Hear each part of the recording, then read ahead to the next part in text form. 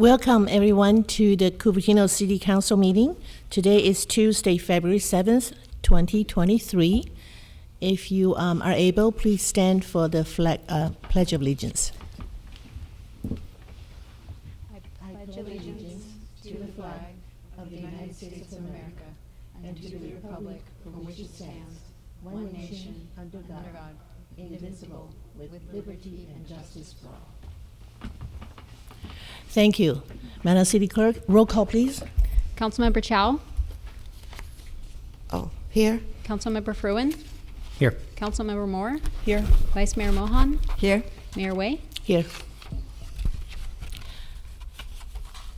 I'd like to, do you want to say it? I'd like to invite Vice Mayor Mohan to say a few words. Hi, good afternoon, or good evening.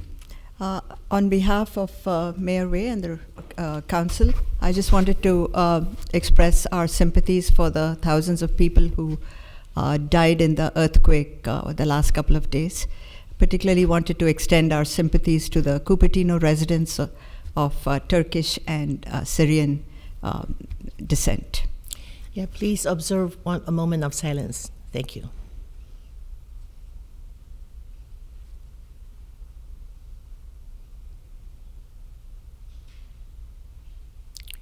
Thank you. Now we are going to the ceremonial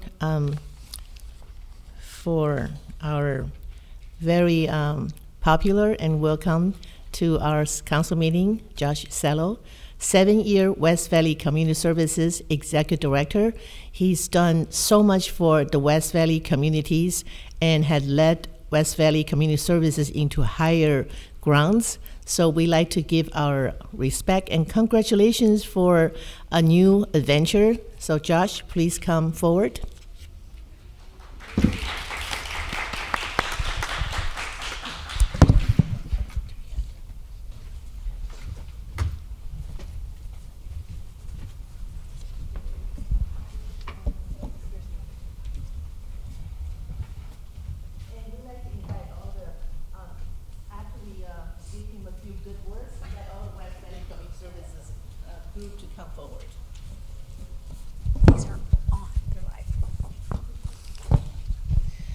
So Josh, in appreciation of your 7 years of service and dedication to the Cupertino community who are serving at West Valley Community Services, the City of Cupertino recognizes and appreciates your hard work, which has helped those most in need get access to a wide variety of needs, including food assistance, housing help, financial support, and much more.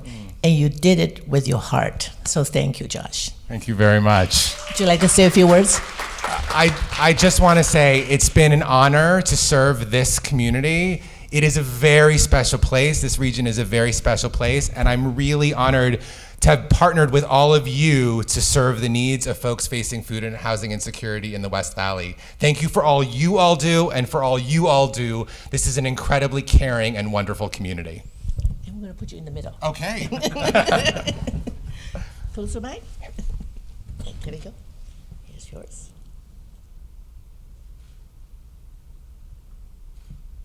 And our West Valley friends, come on up.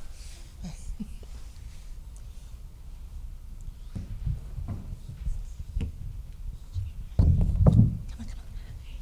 So Sujata, Monica, Kohino, and Benaifer. Oh, wonderful. Yeah, come on, get closer, get closer.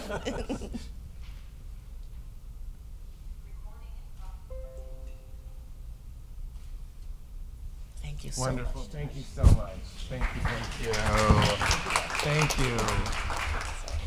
Thank you, Jack. Thank you so much. Here, I'll give this back to you. Sure. Thank you.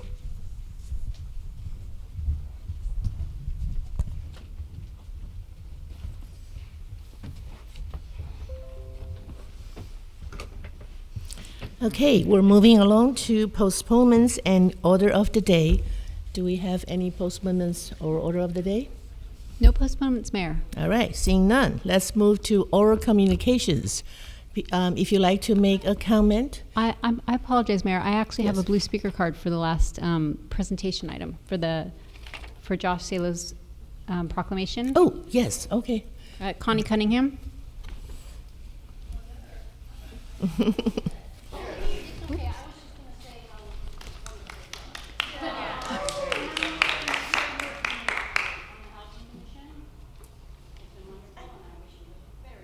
Yeah, no, Connie's not here? Connie, would you like to come up to say a few words? You turning a blue card. Oh, okay. I'll say it to all y'all too. I wasn't quite sure if this was a time when a lot of people were going to be able to come and speak about Josh, and so I was, as I just said to him on his way out, and I said to him when I saw him and I came in, and every time else that I see him, that I enjoyed so much working with him on the Housing Commission, and even before that, because I met him before that, when he first came on board. He's so impressive, so caring, so kind, and effective, and so I add to all of the words that you all said about him. I'm so glad that we were able to have this time to appreciate him as a city. So, thank you. Bye-bye. Thank you, Connie. Now we're moving to oral communications. Madam City Clerk, how many cards do we have? Mayor, I have, for in-house, I have 3 speaker cards for Community Hall, one from Connie Cunningham, followed by Jennifer Griffin, followed by Don Halsey. And if, let's see, on Zoom, I have 4 hands raised. And if they would have their hands raised or speaker cards submitted is it still within 5 minutes? 5 minutes, yes. Okay, that would be the cutoff. All right, please proceed. So, Connie?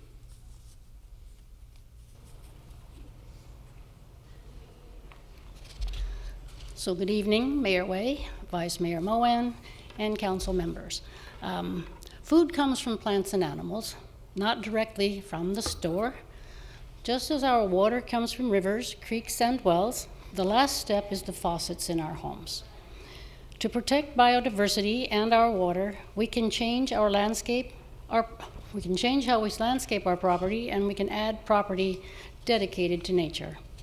At the previous 4 city council meetings, I spoke about plunging biodiversity worldwide, explaining that it is critical for humans to better understand what it is, how it must be turned around, and to make actions in favor of biodiversity a first priority. Many action items will come before council asking for just one more change to the lighting regulations, one more change to the space in our hills, open space in our hills, just one more incursion. Agenda item 16 that I will speak to later tonight is a case in point. Palo Alto City Council heard a case on January 23rd from a homeowner that wanted a 20-feet setback from a creek. Only a 20-foot setback, although the average distance of homes was over 50 feet, and the city had guidance in place to consider 150 feet as the minimum. With all the rains and mudslides and damage to homes along creeks and rivers, why would the homeowner ask for a 20-foot setback? Fortunately, Palo Alto City Council authorized 50 feet, not 20 feet, from the creek. They also directed staff to write an ordinance that would set the guidance for 150 feet into legally binding rules for the future. Each of us comes to understanding of biodiversity from different places. Mine grew through birdwatching. In California, many learn about the human relationship to nature from losing their home to floodwaters or mudslides or fires. For council members and everyone else who hears these council meetings, I hope to create an interest in nature and how to create policies that allow nature room to breathe within our city borders.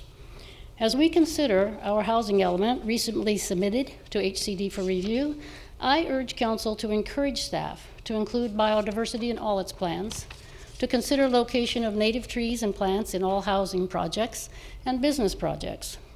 Please focus on infill locations that do not encroach on dwindling natural spaces.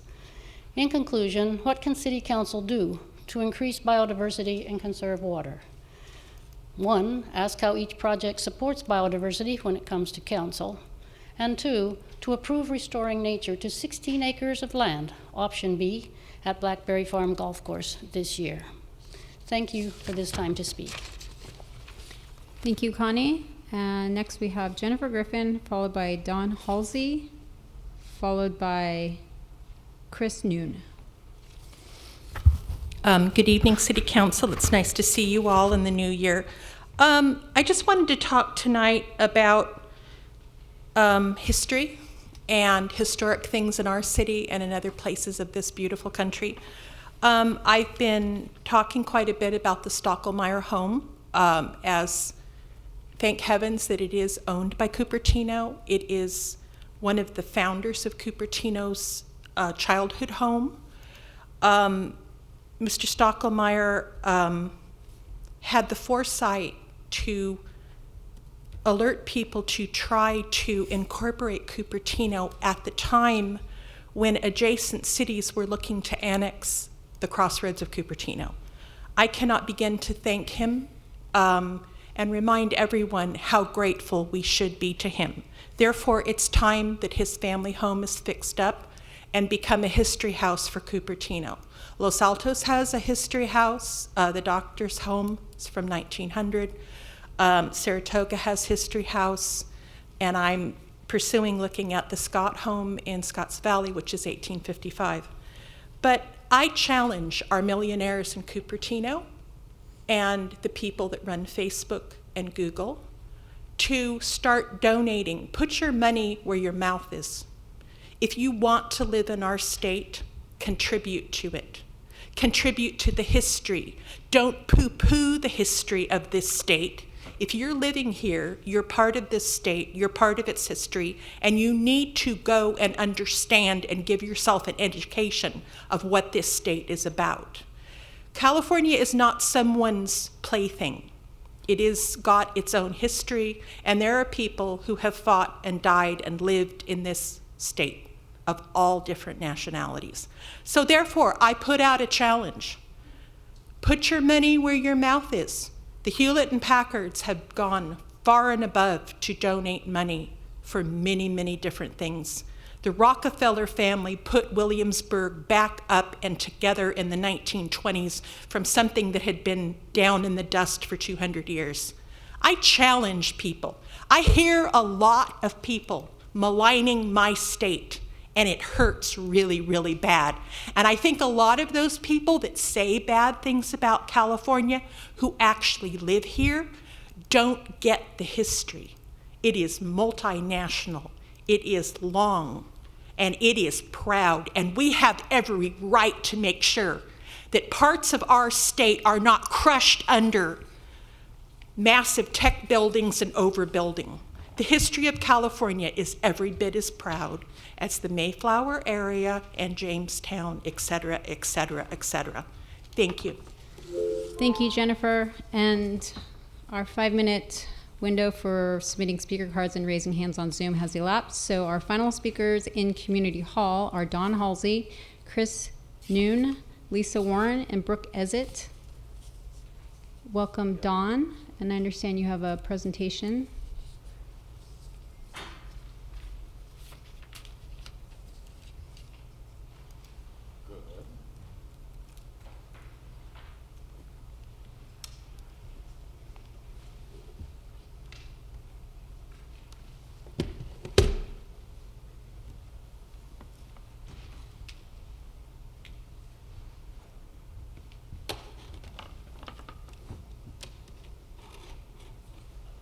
Oh, good.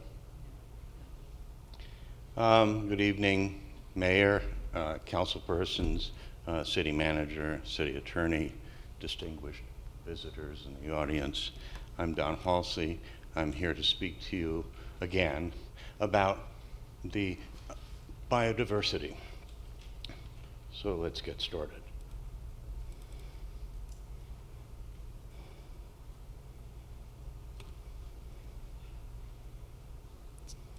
Do you need some help?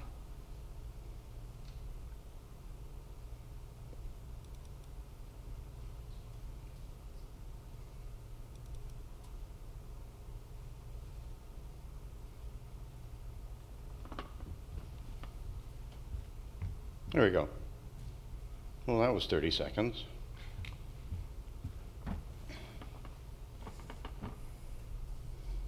Maybe more.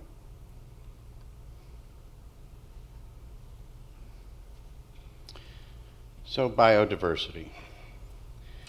I'll start with some context. This has been talked about previously. In our last meeting, we had one resident speaker who was a golf player and bird watcher and talked about bluebirds, red-tailed hawk, blue heron at Blackberry Farm Golf Course. Okay. Another speaker asked the City Council to look at each new proposal to the City Council through the justification or lens of biodiversity. Tonight, let me show you what some scientists have already looked at concerning golf courses and biodiversity. This is a scholarly study. You can get it online. I put the web link there if you don't want to believe me, which I encourage you to do, but if you don't want to, you can always get that web link and actually open up the study and read this in detail. This is from Vancouver. They did an analysis of biodiversity through looking at bird species. In this area, this is Vancouver, they had a golf course here and some nearby green space. A golf course here in red, you see it, and nearby green space. A golf course here, that's number 2, and nearby green spaces. So let's see how many birds we've got in these things. In the first golf course, it actually outperformed the nearby green spaces. That surprised me, but it happened, okay? In the second golf course, same thing happened. In the third golf course, same thing happened. If you want more biodiversity, keep your golf courses. Here's a second study. This came from Australia. And the University of Melbourne asked about how this can be counted and assessed. And the first thing they did is they said, we'll look at the golf courses, and we'll look at green spaces, and we'll also look at gardens like vegetable and flower gardens, and count. Again, do that. And they counted birds, but they also broadened the study to look at beetles, bees, bugs, and other types of things, and bats, okay? So they did that, and what did they find for birds? The golf courses outperformed everything else. So you say, Don, what about those other categories, the bats, the bees? Every single category, the golf courses had a higher count than the neighboring green spaces. So if you want biodiversity, keep your golf courses. Let's come back locally.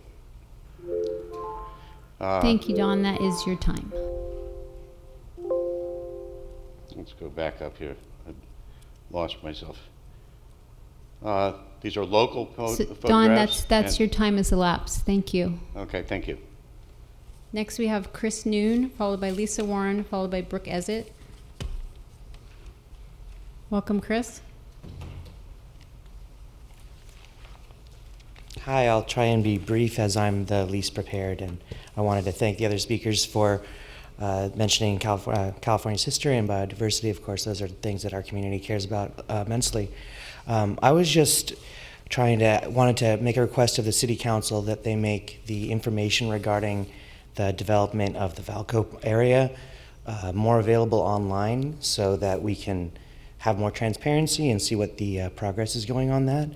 I was searching through the Cupertino City's website, and I was having a lot of trouble finding that. So if there's anyone that could maybe add a page for that, that would be great. Thank you very much.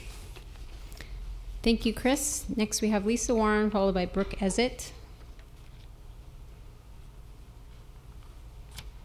Welcome, Lisa. Thank you.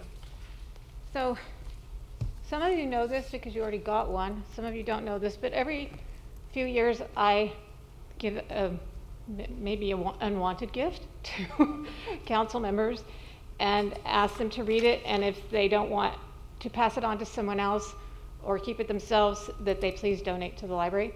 So it's the book, If You Give a Mouse a Cookie. And the reason I do this is because I think it's a simple way to spread a message that about 83% of the people that ask what this book's moral is that you may not make everyone happy, but if you are concentrating on one person or one thing to make happy, and you start with some gesture, they just want more after more after more after more. So I will give it to Kirsten after. I echo, as I always do, that we need to keep the golf course a golf course. I'm fascinated by the half presentation that John gave. I've read some of the same things, not as probably in depth as he has, but as I said before, you can have your cake and eat it too. If you remain with the golf course as a golf course that provides natural habitat and biodiversity. So that's just another plug for that. And interestingly enough, I don't know you, Chris. This morning at the mayor's coffee, I mentioned that the website, it'd be great when you redo the website, or even before, it makes more sense when you redo it, to provide the public with the opportunity to get tutorials on how to use it, because it is very convoluted in many ways. Some things are simple, but it's overwhelming if you haven't tried to access information there. And you could have different levels of information. You could do YouTube things, so how to find such and such. I don't know, it's just a suggestion I gave this morning, so since that was brought up, I thought I'd say it here to all of you. And I think that's all I'm gonna say right now. Thank you. Thank you, Lisa. And our final speaker is Brooke Ezett. Welcome, Brooke.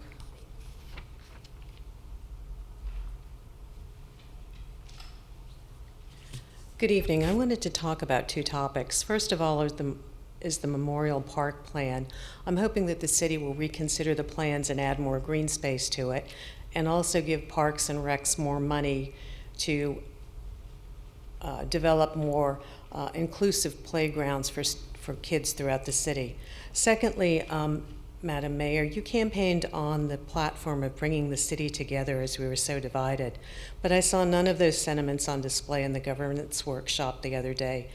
I felt that council members Moore and Chow were called out in the carpet, and it wasn't a very good look. I hope this doesn't happen in the future. And finally, Madam Mayor, I wrote you in January concerning a certain issue, didn't receive a response, which is fine because I understand you were busy, but my name was immediately added to your mayor's monthly PR newsletter, and I feel that's really inappropriate. I was very offended, and I'm hoping to be removed from it. Thank you.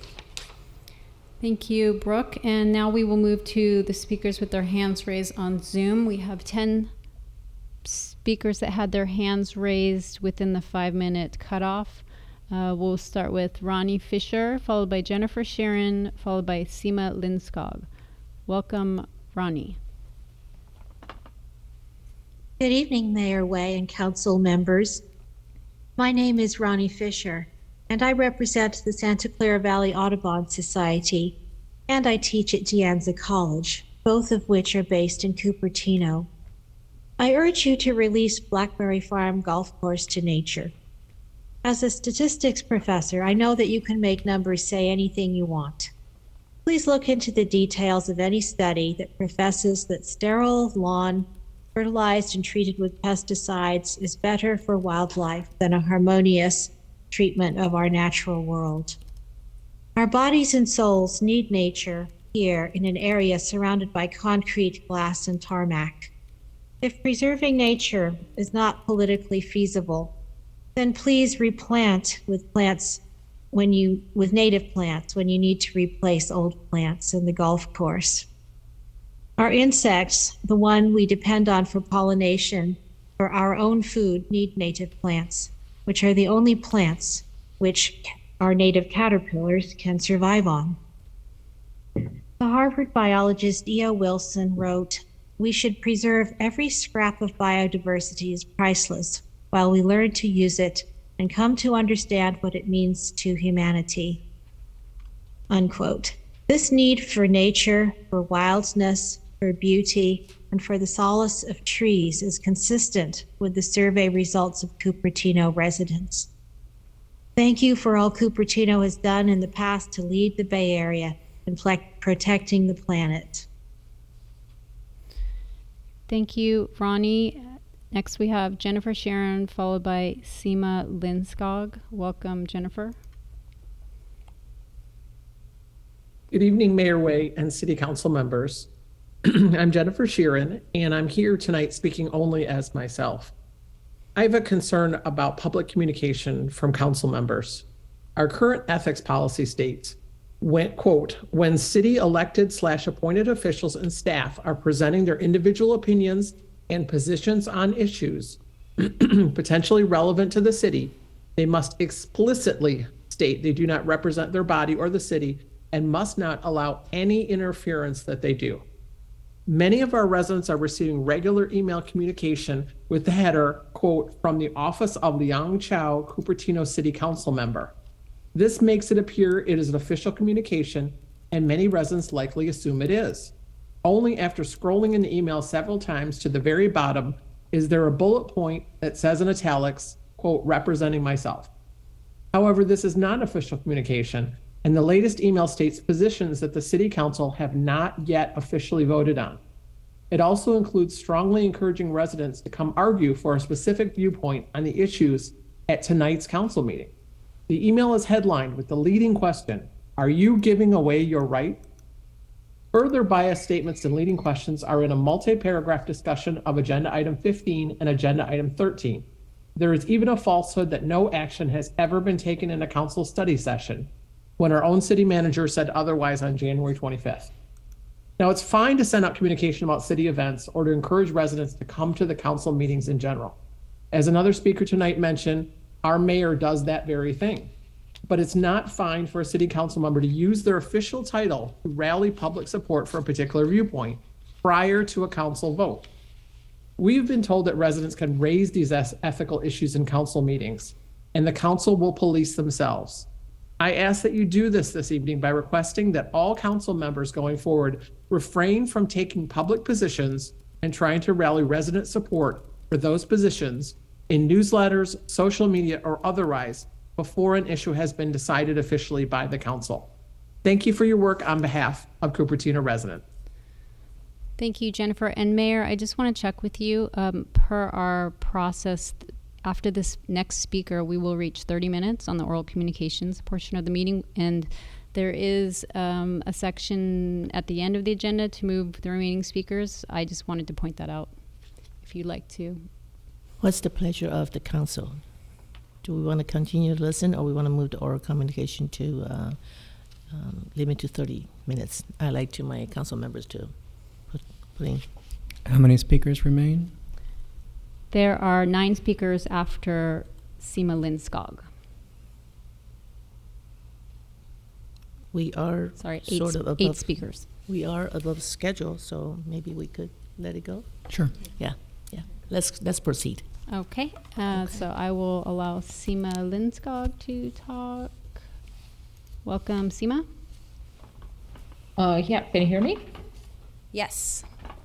Okay, great. Council members, Mayor Way and Vice Mayor Mohan, thank you for giving us the opportunity to speak. I'll keep this brief because I see you guys are running out of time, but I just want to echo what the previous speaker said. I received that email from Councilmember Chow, and I was very confused because I had to actually read it twice because the email address says Liang Chow, Cupertino City Council member, and the header image says from the office of Liang Chow, Cupertino City Council member. So just to be clear, I am interested in hearing from Councilmember Chow. I do want to hear her positions on things. So please don't take me off your mailing list. But I do agree that it is very confusing and it is ethically sketchy to take positions on things that the council has not voted on yet. I question whether that's really approved in our ethics policy. I had the same thing with Jennifer, where I actually scrolled all the way through and finally found at the very bottom one line that said, it's speaking for myself only, which felt really like a disingenuous fig leaf at that point, after really emphasizing how much this communication came as an official communication from a sitting council member. So, you know, please do continue to send emails to the community, but, you know, let's consider the ethics of the situation and try to maybe, you know, keep it to not opinions, but just facts. Thank you very much for your time. Bye-bye. Thank you, Seema. Our next speaker will be Louise Sadati, followed by Eugene Lin, followed by Leslie Crowell. Welcome, Louise. Hello, this is Louise Sadati, and I'm speaking for myself. And I just wanted to be on a different note. I wanted to make some positive remarks. I had previously attempted to do that, but I was cut off because I ran out of time. And specifically, I had commended council for their different actions and specifically each member. But I was cut off before I ran out of time, before I was able to move on to commend the different professional city staff members I've worked with through the years. And I want to give a shout out to Kristen, Squercia, Squercia, the city clerk and finance manager. I have found her to be extremely professional, even when there's a super timeline and I'm throwing in all these extra things for presentations. Brian Gathers, the supervisor for field, maintaining our field park and our parks. He has been extremely professional, been very generous with his time in giving the details and communication regarding what the residents need to do to help maintain the field. And a big shout out to Rochelle Sanders, our director of Parks and Recreation. She has been fabulous, so receptive to the needs of the residents, and has been in her very crowded schedule, been making time for us to speak regarding our different concerns and wishes on the parks, and more on that in future conversations. I also want to give a shout out to our city manager, Pam Wu. In the last few meetings, I've been really impressed with how energetic she is and how she really helps to keep the meeting going along. And also a shout out to the city lawyer, Chris Jensen, because I think he's done a really fabulous job in writing up the procedures manual and answering all the different questions that have been brought to him throughout all these different meetings. And I really have I really like it when I see that the city council meetings are proceeding in an orderly way, like to the point. And I really like how people have been working with Chris and Pam and the council people to let the meetings run and really try to limit theatrical grandstanding and long-winded off-the-topic speeches. We need to run our city like it's a court, and people need to speak to the point and move on to the next question. So that is I'm excited by the professionalism I see in the city staff. I apologize, Louise, I have to cut you off. That is your time. Okay. Thank you very much. Our next speaker is Eugene Lin, followed by Leslie Crowell, followed by Arjun Krishna. Welcome, Eugene.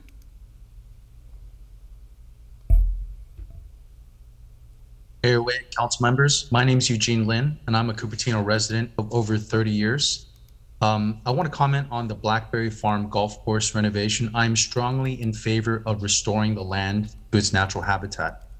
I play golf and have played at Blackberry Farm, but I believe that my family, my friends, and I would all derive more enjoyment from a restored natural habitat, a place where we can enjoy the beauty of nature, a place where everyone can gather, kids and adults, young and old, to connect, to relax, and to enjoy nature's splendor. The benefits of restoring the land to its natural habitat go beyond what they can offer the residents of Cupertino. Think about the countless thousands of species of animals, insects, etc., that will benefit and thrive for generations to come as a result. We can't even begin to quantify that. I'm proud of Cupertino's climate action initiatives and hope that we can continue being good stewards of the environment by restoring Blackberry Farm golf course to its natural habitat. Thank you.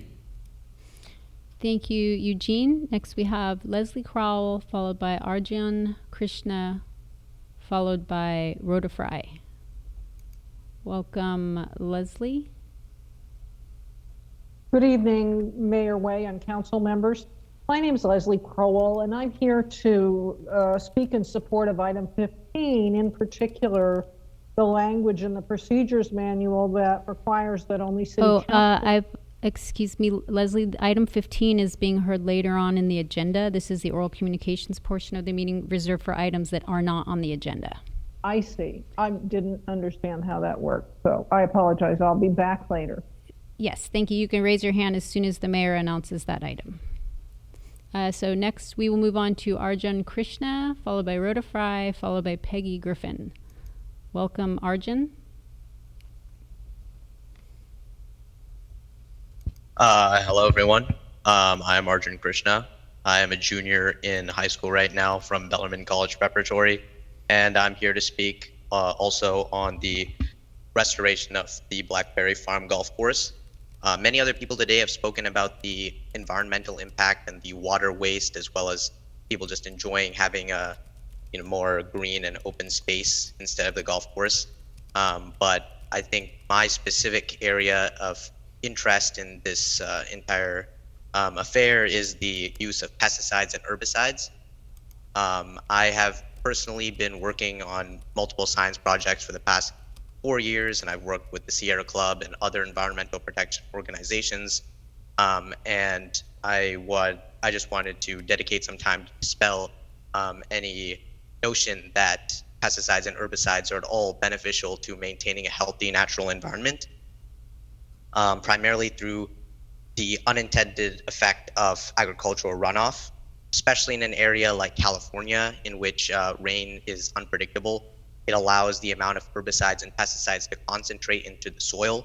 And when it does rain, or when fields are irrigated, as often happens in a golf course, the runoff from that water ends up concentrating these pollutants and creating massive problems for the environment.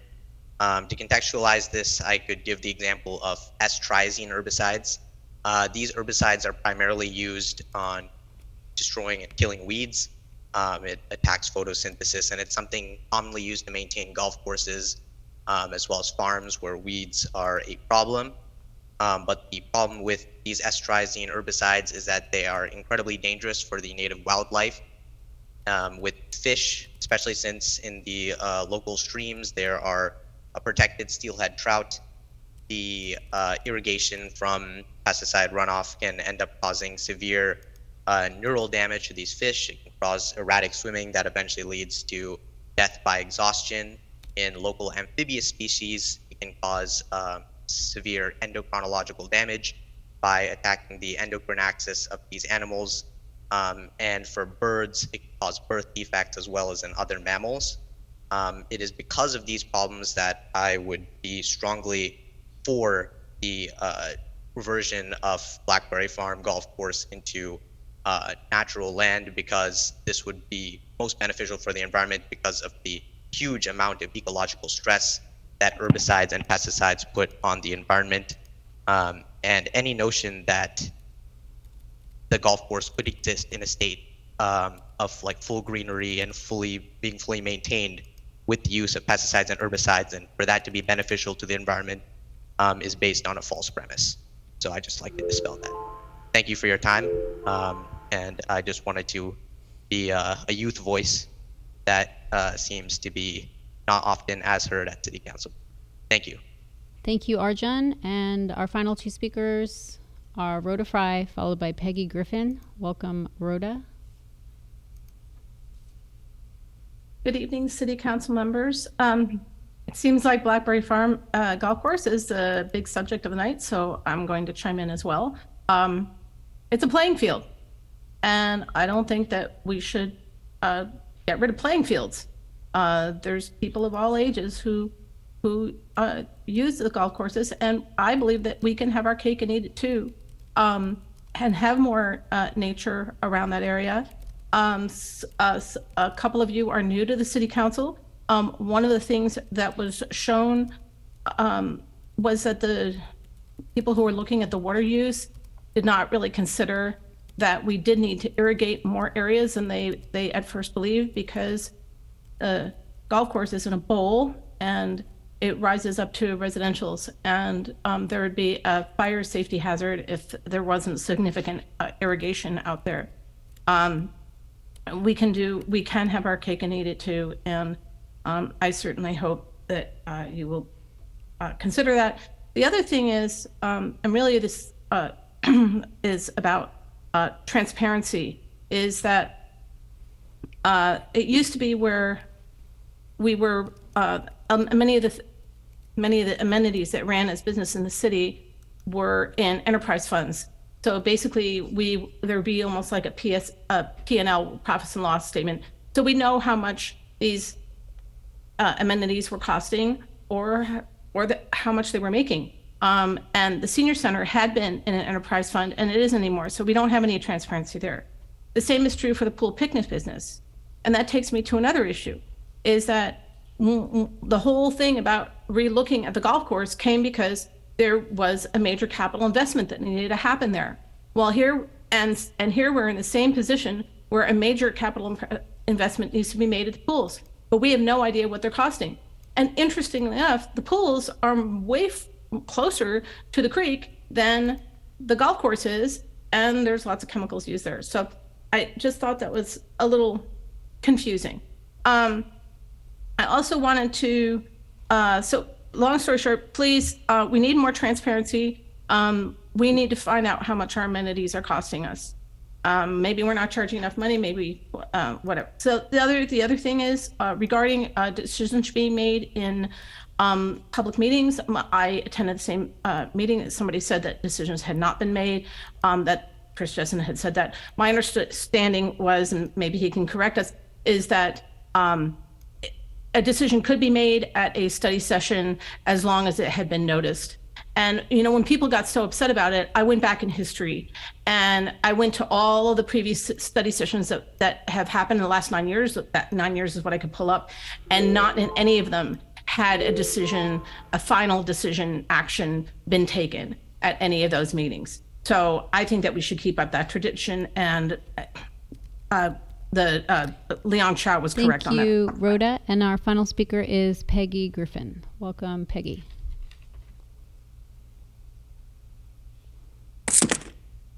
Good evening, Mayor Way, Vice Mayor Mohan, council members and staff.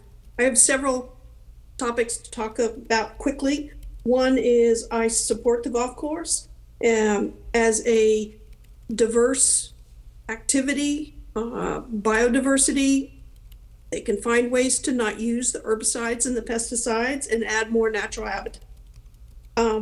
Also, in the January 17th meeting, a city council meeting, there was a presentation on the housing element, and it was stated that it was going to be turned in January 31st.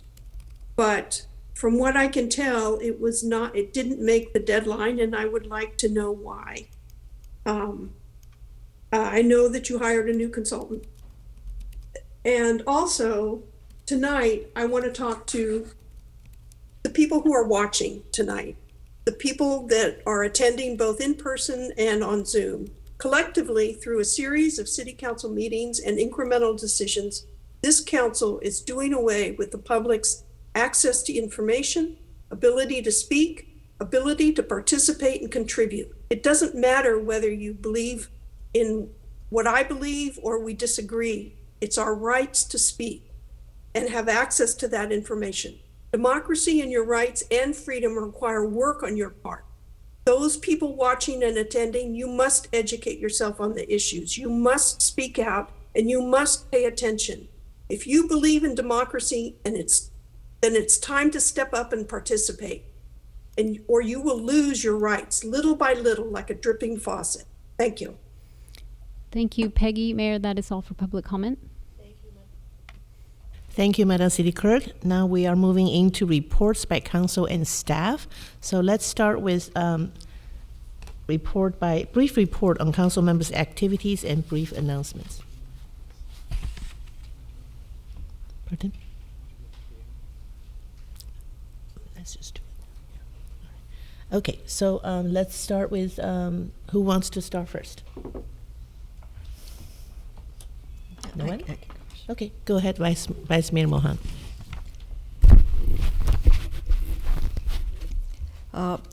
Since the last council meeting, I attended the Cal Cities conference in Sacramento.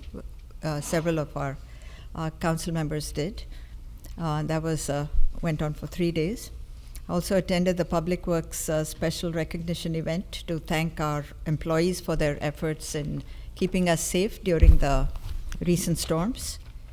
I attended a meeting with the Silicon Valley Leadership Group to introduce themselves to me and vice versa, and to discuss items of mutual interest.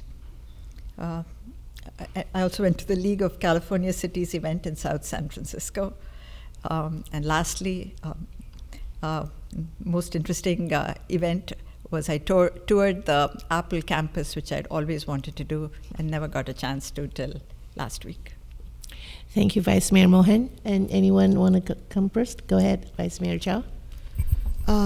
So I'd like to ask the staff to address some of the questions by the public regarding the email I sent out. I checked with the city attorney beforehand.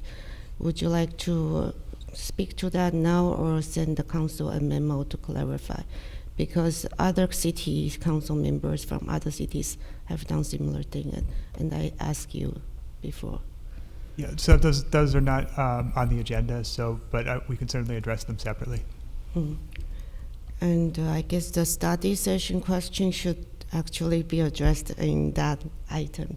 I will ask the city manager to clarify then. What other questions were? A brief report, activities. This is to a report on council member activities and brief announcements. I believe this is also when, if the public bring up an issue, we can refer to staff, right? This is the appropriate time. Yeah, right. And I think what you did was appropriate. Is that I will follow up with the council on the issue raised by the public. Okay, great. Thank you. And I guess for the public interest, when will the golf course come to the council? Is that appropriate to ask now? I believe this is not item on the agenda. We are at no liberty to discuss that tonight. Not the time of it will come to the council? Okay. Okay, Councilmember Moore and Councilmember Furlan, do you have something to report? Yes, please. Councilmember Moore. Okay. So I also attended the Cal Cities New Mayors and Council Members Conference January 18th through 20th in Sacramento, and saw an excellent presentation by the city manager of Morgan Hill and Mike Coleman, who co-authored the California Guide to Government Finance. One presenter said there's a change to SB 35 in the works to make it for market rate housing, so we want to keep tabs on that. January 26th, I started my third year being appointed by Peninsula Division President to the Environmental Quality Policy Committee. The Cal Cities 2023 advocacy priorities are homelessness, safeguarding local revenues, affordability of housing, and public safety, including mental health. The work plan for the Environmental Quality Policy Committee was discussed, which included rainwater capture, gray water use, and hazardous materials rising with sea level rise. We also reviewed our Neighborhood Voices land use initiative. We received a presentation from the LVT Joint Powers Authority Pure Water Project in Southern California, which is a city, for a city that has no groundwater, and they bring in all of their water from the State Water Project. And they are developing a membrane ultrafiltration, reverse osmosis filtration, and UV light advanced oxidation plant to purify their tertiary treated purple pipe water. They actually found that their tertiary treated water was harming the fish in a creek that they were releasing it into. So this is not unlike the Silicon Valley Advanced Water Purification Center that we have here. They will then be storing their purified water in a reservoir, and then they will use it in their municipal drinking water supply. Lastly, we went over a number of environmental bills. Thank you. Thank you, Councilmember Moore. Councilmember Froon? Sure. So on January the 18th to the 20th, like most of the rest of council, I attended the League of California Cities Training Conference in Sacramento. I thought it was a very valuable set of presentations. I was very grateful to be able to meet a lot of other electeds from other places that I hadn't met before. On February the 2nd, I joined the Faculty Association of the Foothill De Anza College District at their retreat to discuss the topic of affordable housing. On February the 5th, I attended the honor court of Eagle Scout Erin Handelsman along with the Vice Mayor, where we presented her a certificate of recognition on behalf of the city. She is a proud resident of the city of Cupertino. She is also one of the very first female BSA Eagle Scouts. It was a wonderful ceremony to attend, and I was grateful for the Vice Mayor's presence there. And then just as a matter of full disclosure, I had previously discussed this matter with the city attorney and with the city attorney in the city of San Jose. On Monday, I began a new position working for the Vice Mayor of the city of San Jose as her policy and legislative director. And both city attorneys have vetted the issue for a potential conflict of interest and find no fundamental conflict of interest. Thank you. Thank you, Councilmember Froon. Congratulations on your new venture. So a lot of us went to the Cal City's new mayor and new council members academy. It's a very valuable experience for us to learn what other cities do, and also networking with our neighborhood council members to talk about that. I and City Manager Pamela attended the West Valley Mayors and City Managers monthly meeting where 5 cities, Cupertino, Campbell, Saratoga, Los Gatos, and Montecito, well, the city managers and mayor met, and we decided, like Councilmember Moore says, we are going to work on regional issues together on transit, homelessness, public safety, and mental health. So, together with other cities to work on issues is really a way to go. And also, I also attended a Cal City's Peninsula Division. I'm on the E-board, and we decided on our 4 priorities, and no surprise, the 4 priorities actually match a lot of what Councilmember Moore said and what we decided on the West Valley cities. And I did go to our San Jose Mayor Matt Mahan's inauguration. It is a fabulous event, and San Jose is the biggest city in our neighborhood, so it's really good to make connections and work with them for regional transit, homelessness, and also environmental issues.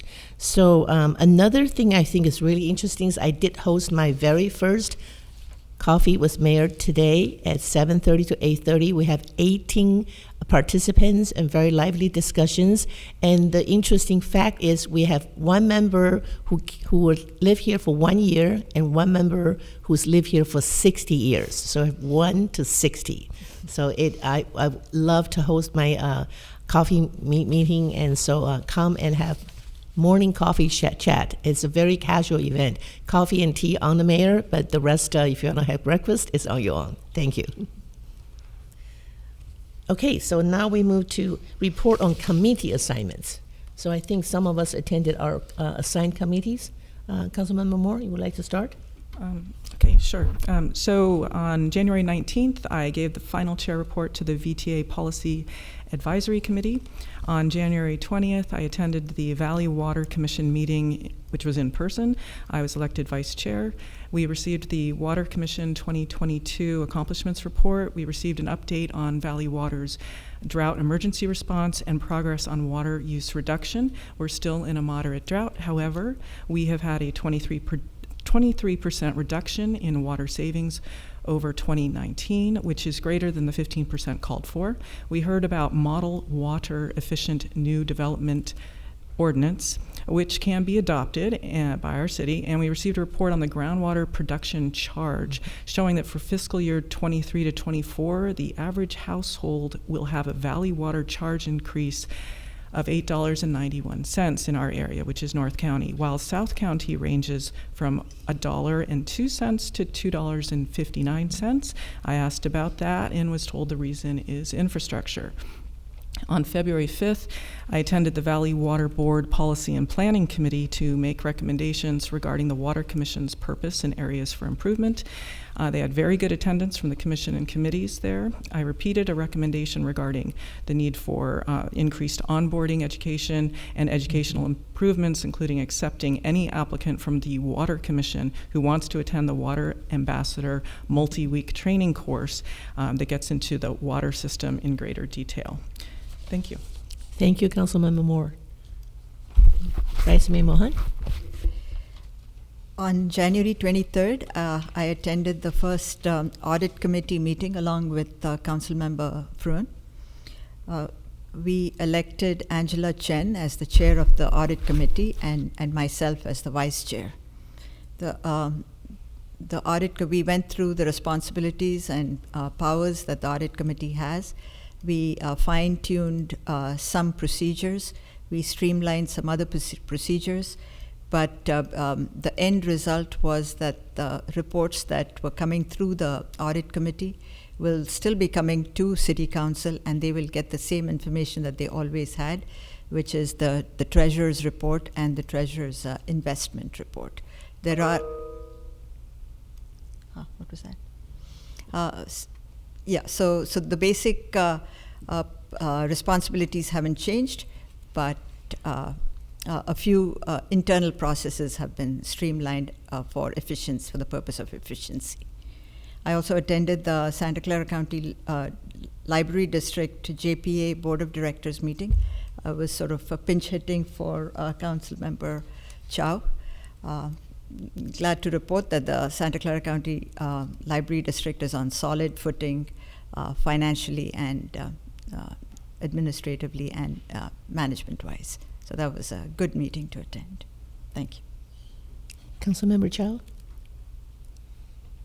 I attended the League of California Cities Public Safety Policy Committee meeting representing the Peninsula League, Peninsula Division. So it seems that they adopted priorities for public safety, and there is a working group that has been working since last year to look at sales tax distribution to likely point of sales. And there's this kind of bill will likely have significant impact on Cupertino and also on the ability of cities to negotiate a sales tax discount with corporations. So I think the city should watch the development of these kind of bills closely. Yeah. Thank you, Councilmember Chow. Councilmember Fruin? On January the 19th, I attended the first VTA Policy Advisory Committee meeting of the year. We selected a chair, Rob Rennie of Los Gatos, and a vice chair, Yvonne Martinez Beltran of Morgan Hill. We received a presentation on transit priorities and a review of the committee work plan. On January the 23rd, I attended the audit committee meeting along with the vice mayor, and she's already provided, I think, a more than adequate report. Thank you. Thank you, Councilmember Fruin. So, yes, Councilmember Chow? Sorry, I made a mistake. I mixed up. Actually, I serve on two policy committees. One is public safety, and the update I gave was from the Revenue and Taxation Committee. For Public Safety Committee, there are concerns about aggregate to the crimes that are. There was a presentation by Retail Association, and they are looking into a potential either ballot initiative or a bill that hopefully will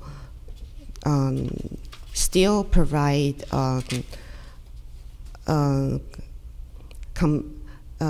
compassionate approach, but while keeping the repeat offenders accountable. Yeah. Thank you, Councilmember Chow. So just for clarification, I want to clarify Santa Clara county has our cities association, but Cal City also has a cities association. So when we say Cal Cities, that's a league that covers all the cities in California. When we say Cal City Peninsula Division, that's 3 counties: Santa Clara County, San Mateo County, and Santa Clara County. The one I'm going to mention now is called Cities Association of Santa Clara. That's all Santa Clara County cities. I went to their first meeting and also set priorities. Is the same set of priorities that all the county cities in Santa Clara County going to work together. Again, the emphasis is on working together, cities working together on policy making, on ordinances, on what homelessness, on all the things we can do together. So I'm very happy to report that we had a really good meeting, and all the representatives on each city in Santa Clara County, they're all committed to working together. So, and then also Cities Association of Santa Clara County also has an e-board, executive board, and I'm also on it. And we had our very first meeting. Again, the emphasis is to lead our cities into collaborative ordinances, collective work, so that we can work together regionally. So thank you. So that is for our city council's report. Now we're moving to city manager. Oh, do we have subcommittee assignments reports? Yeah. No? Okay, let's move to city manager's report. Thank you, Mayor Wei. Very quickly, a few updates from me. So thank you, council, for accommodating a council workshop last Friday in the library expansion room. The topic of that day was focused on council governance, and also really this is to prepare the council for the upcoming continuation of the workshop that is scheduled for March the 1st to discuss council's strategic goals and also to realign the work program.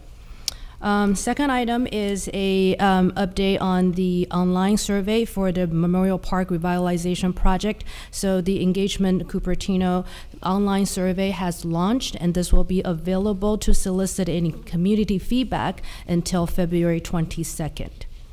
Thirdly, if council remember that Public Works Division, Transportation Division has implemented a pedestrian scramble signal phasing operation at the McLennan and Bob Road intersection on January 23rd. This scramble allows pedestrians to cross any of the 4 lanes while all vehicles have a red light and are restricted from right turn on red during the school drop-off and pickup times. Since the implementation, staff has been observing the intersection operation regularly and talking to drivers, pedestrians, bicyclists, school officials, or anybody who's willing to share their opinion and made adjustment. I'm happy to update the council that there has been slight adjustment made to the operation. And overall, since the past 2 weeks, observation has indicated that while some vehicle movement may experience slightly delay, most of the drivers and the users have experienced a very efficient and smooth operation. However, we continue to welcome any feedback from the members of the public or anybody to continue to make this a successful operation. Lastly, I want to leave the council with a bit of a good news. About a week ago, we were informed that Cupertino was featured in one of the leading Green Biz or journal publication that Cupertino is one of the top 3 cities in the entire nation, surpassing City of Orlando and City of Boston in our effort in sustainability. So this is really a big shout out to our sustainability division for doing the great effort. That's my report. Thank you, Mayor Wei. Thank you, City Manager Wu. That's a great compliment to our sustainability department, and Cupertino is on top of the nation. Let's continue that trend. Maybe get to number 1 sometimes. Alrighty, so let's move to consent agenda. It's from 6 to 15. I do believe we have emails from public, and we have consent agenda being pulled out. I believe City Clerk has received requests from both council members and members of the public. I also understand that there might be other requests to pull additional items. Yes, so I'll let the council members pull their own items, and then if there's any that are missing, that aren't covered by the council members, then I will note members of the public that wish to pull the items. Okay.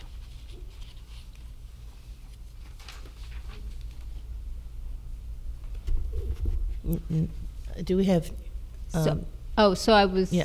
Oh, so I was going to let the council members pull their own items. So. Do any council members would like to pull any consent agenda? No? Okay. Councilmember Moore? Yes, thank you. So I would like to pull 9, 10, 13, 14, and 15. 9, 10, 13, 14, and 15. And the email we received from the public? So the only number not covered by Councilmember Moore's request is item 16 by Lisa Warren. The rest were covered. 16 is not on the consent agenda. Oh, I apologize then. Please disregard that. Mayor, so I have requested to pull item 7. Item 7? The Okay. minutes for January 25th. So we have proposal to put 7, 9, 10, 13, 14, and 15. And Mayor, I do have, I just submitted 2 desk items this evening for items 6 and 7 for corrections to the draft minutes. Yes. And those were posted for the public as well on the website next to the agenda. Okay, thank you.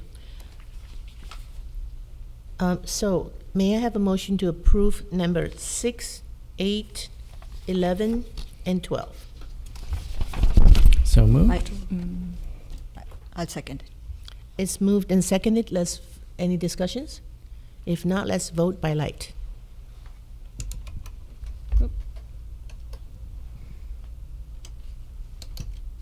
Motion carries unanimously. For the, let's look. Because we like to really get to the items that we need to cover, I like to make a motion to move number 15 right after public hearing, and move the rest at the end of number 18, and see how much time we have to go through it, because we really want to do the business first, the public hearing, the letter back to the 17 and 18 first. So I like to move that we do public hearing and then do number 15 and put the rest of the consent that's pulled out to the after 18. Do we have a second? I'll second it. Okay, we have a move and a second. Any discussions from the council? If not, let's vote by light. The motion carries unanimously. Thank you. So let's move to public hearing.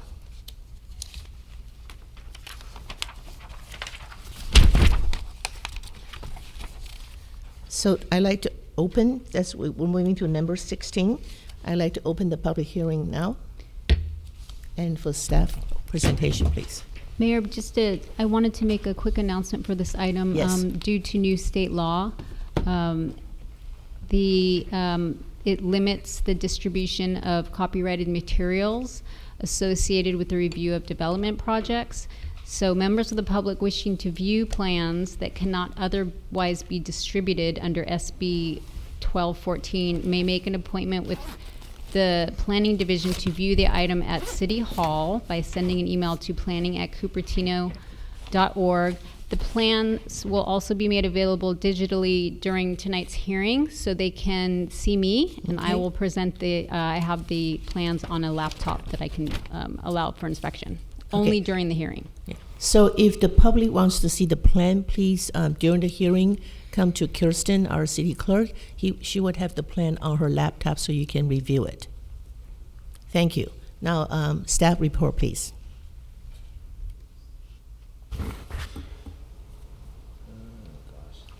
I apologize. Anyone know where's this? Where's the?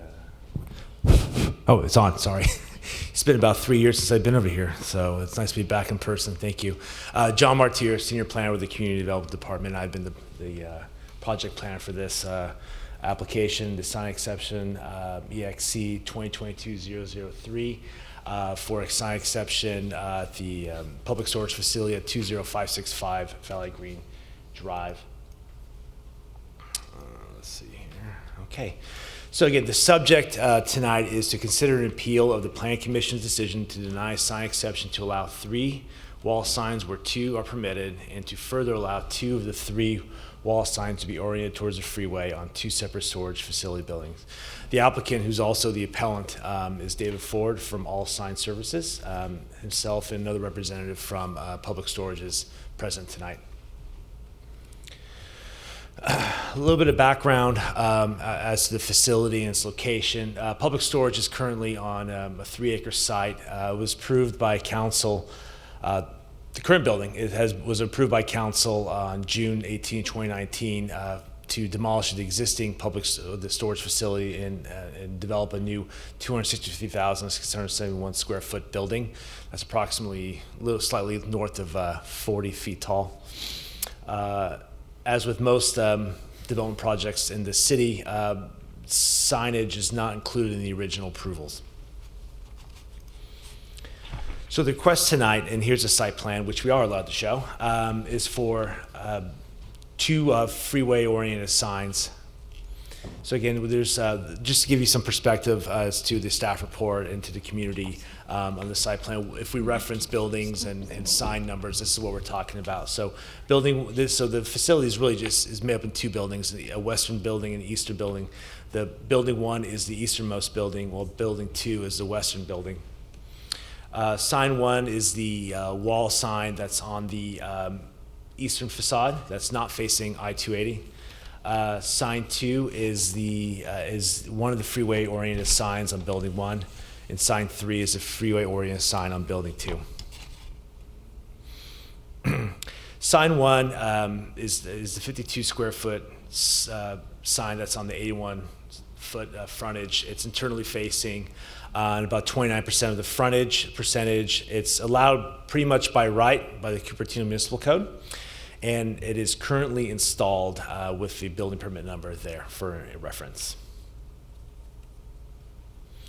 Signs 2 and 3. So sign 2 is 159 square feet on a 324 foot frontage of building 1, while sign 3 is slightly larger at 165 feet on a 322 foot frontage of building 2.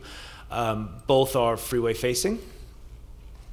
The municipal code, the sign ordinance of the municipal code does allow for a maximum of 2 signs per business under certain circumstances, regardless if they're freeway facing or not. Those can be if the business does not have those include three things. If the business does not have a ground sign, or it's fronting 2 separate streets, or it's on a building pad that's more than 5,000 square feet. Those are just certain circumstances.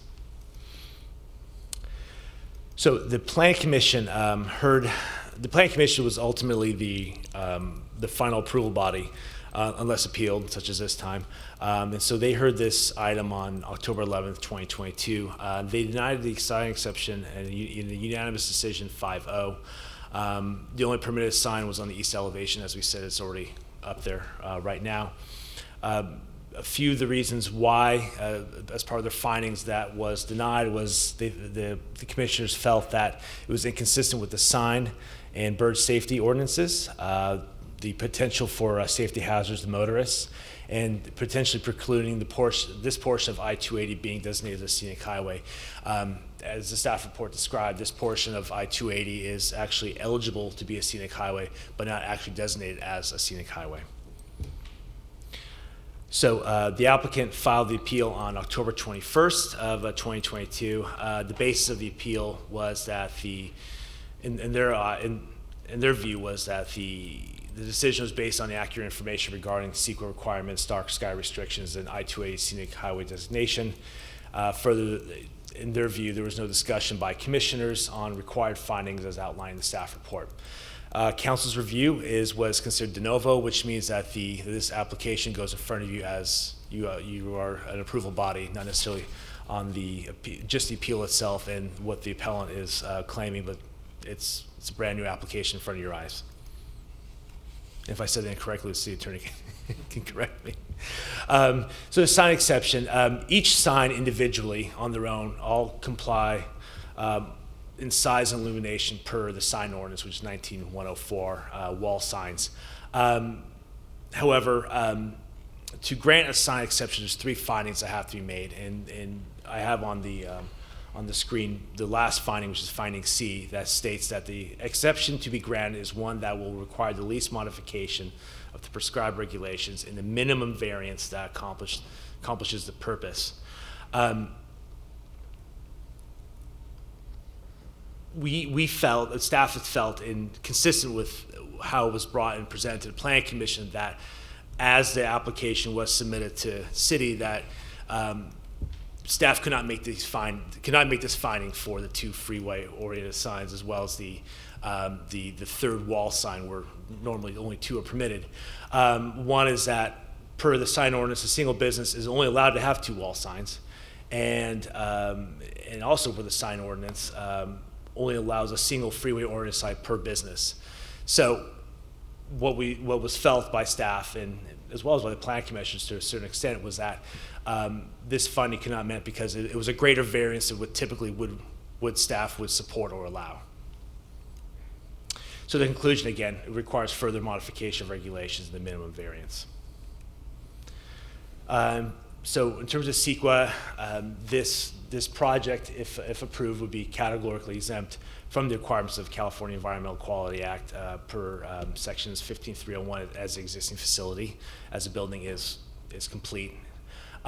Just as an FYI, and as pointed out in the staff report, the original project, the 260,000 square foot plus building, was actually CEQA exempt itself under infill development, as well as a project that would qualify for streamlining under CEQA because it met all land use standards as well as zoning.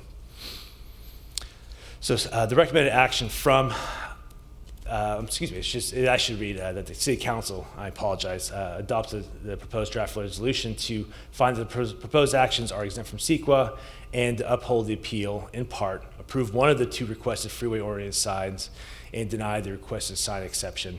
And again, one of those 2, just to clarify, one of the 2 requested freeway-oriented signs, that could be up to the City Council whether they want to approve sign 2 or sign 3. And that concludes my presentation. Thank you, John. Is there time the council can ask questions of John, or we go to applicant? City Attorney? It's at your discretion, Mayor, as to whether you want to reserve questions for after the applicant's presentation is done. Okay, so what's the council's pleasure? Let's wait until the applicant is done. Sure. Thank you, John. Sure. So now we're going to give the applicant about less than 10 minutes, 10 minutes maximum for your presentation. Okay. And then we can ask questions together. Okay, thank you.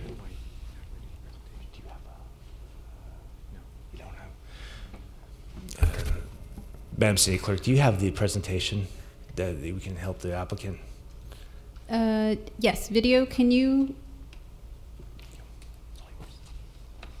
Oh, you know what? Actually, I can share. Just one moment.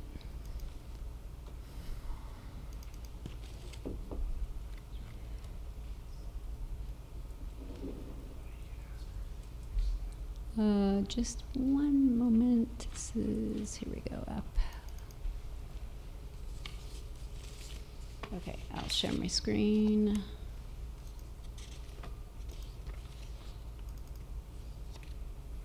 Okay, you just prompt me to advance the slides. Okay, thank you.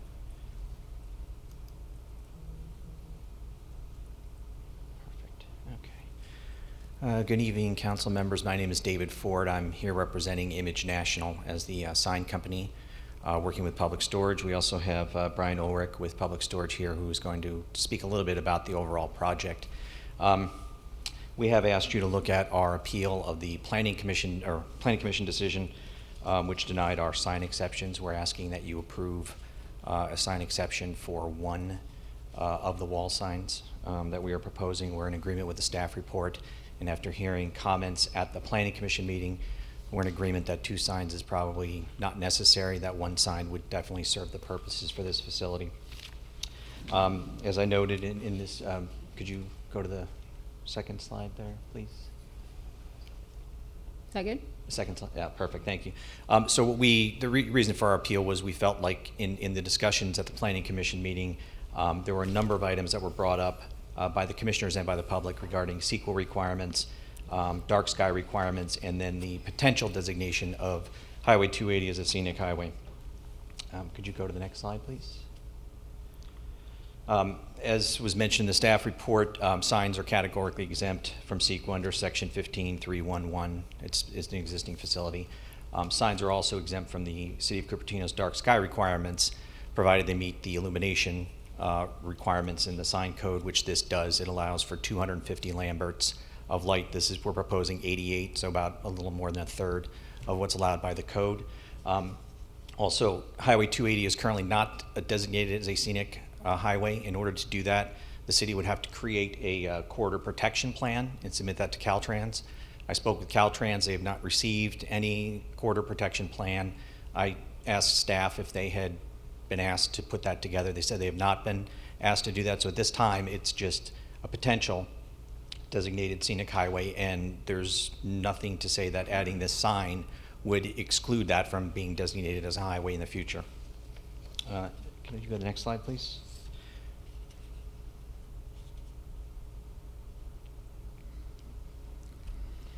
These next slides cover some of the information that was in the staff report. Basically, the location of the property, it is set back 370 feet from Valley Green Drive. It does not have a frontage on that street.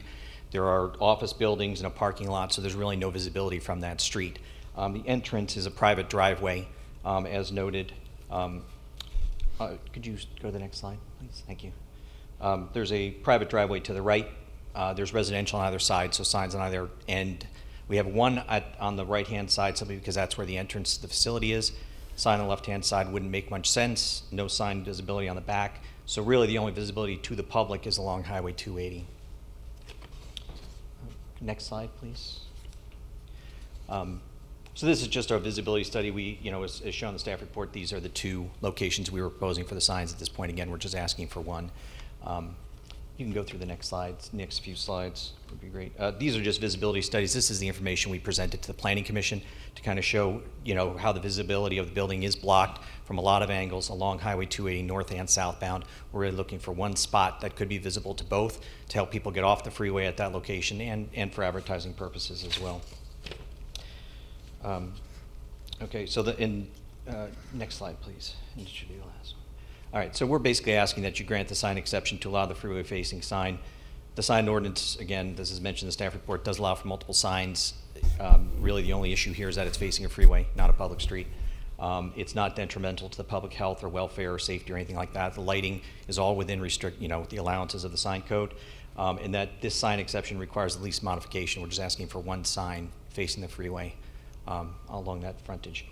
All right, and with that, I will hand it over to Mr. Ulrich from Public Storage.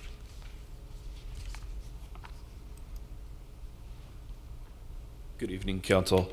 Can you bring up the final slide of that report as well, please?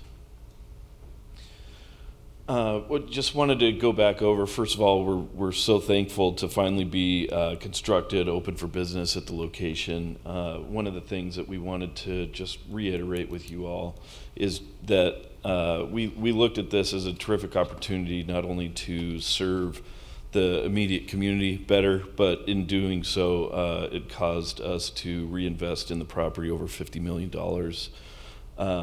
And as now an enhanced participant in the marketplace, we did also provide a great community benefit, which was a 12-foot pedestrian bike and easement dedication.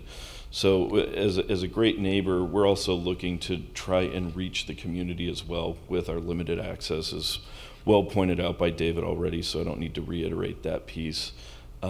Visibility is very minimal here. So what we're really seeking to achieve is not just access to the community, but visibility to those people that might not know that there is a brand new building that is open and operating for their benefit.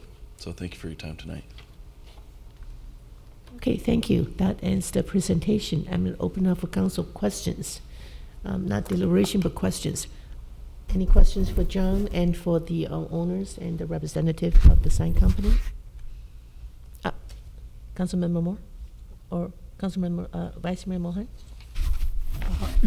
The questions I had was, I just wanted to make sure that it was exempt from CEQA. I thought I heard yes, that it is, it doesn't violate the dark sky ordinance.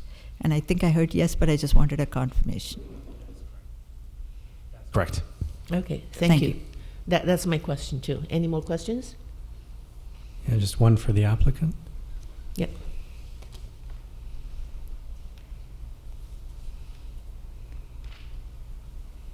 Do you have a particular preference in terms of which of the two sign locations are there that you would? On the yeah. Number 3 sign on the west. Number 3. Side. Okay. Okay, thank you. If there are no more questions, I'm gonna, one more question. Councilmember Moore. Okay, I think it might help if I go put this on the overhead when I ask. Hold on.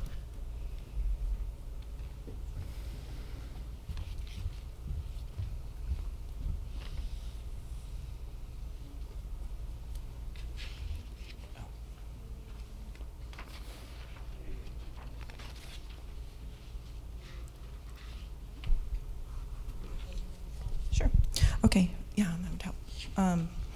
Okay, so I drive by this location in the evening, and I've observed that it's quite bright because these hallways are lit, and you can't see it in this image because it's a daytime shot. But all of these doors are a very bright orange, and I'm wondering if this is actually in keeping with our bird safe dark skies ordinance because it is so bright when you go by here. So I know that you showed other location images, but I find this really, really bright, and it's quite distracting from the surrounding area. It's a bit of a shock.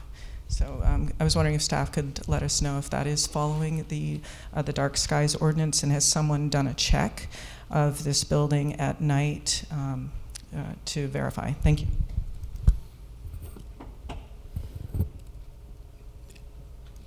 Thank you, Councilmember Moore. We can definitely look into that at this week at least, and talk to the applicant and look at the original project approval to see the restrictions on the interior lighting. I'm sure that's what you're referring to, the hallway lighting, correct? Yes, in fact, because it's so bright, they could actually have written public storage across the doorways on the inside, and it would be really visible for people passing by.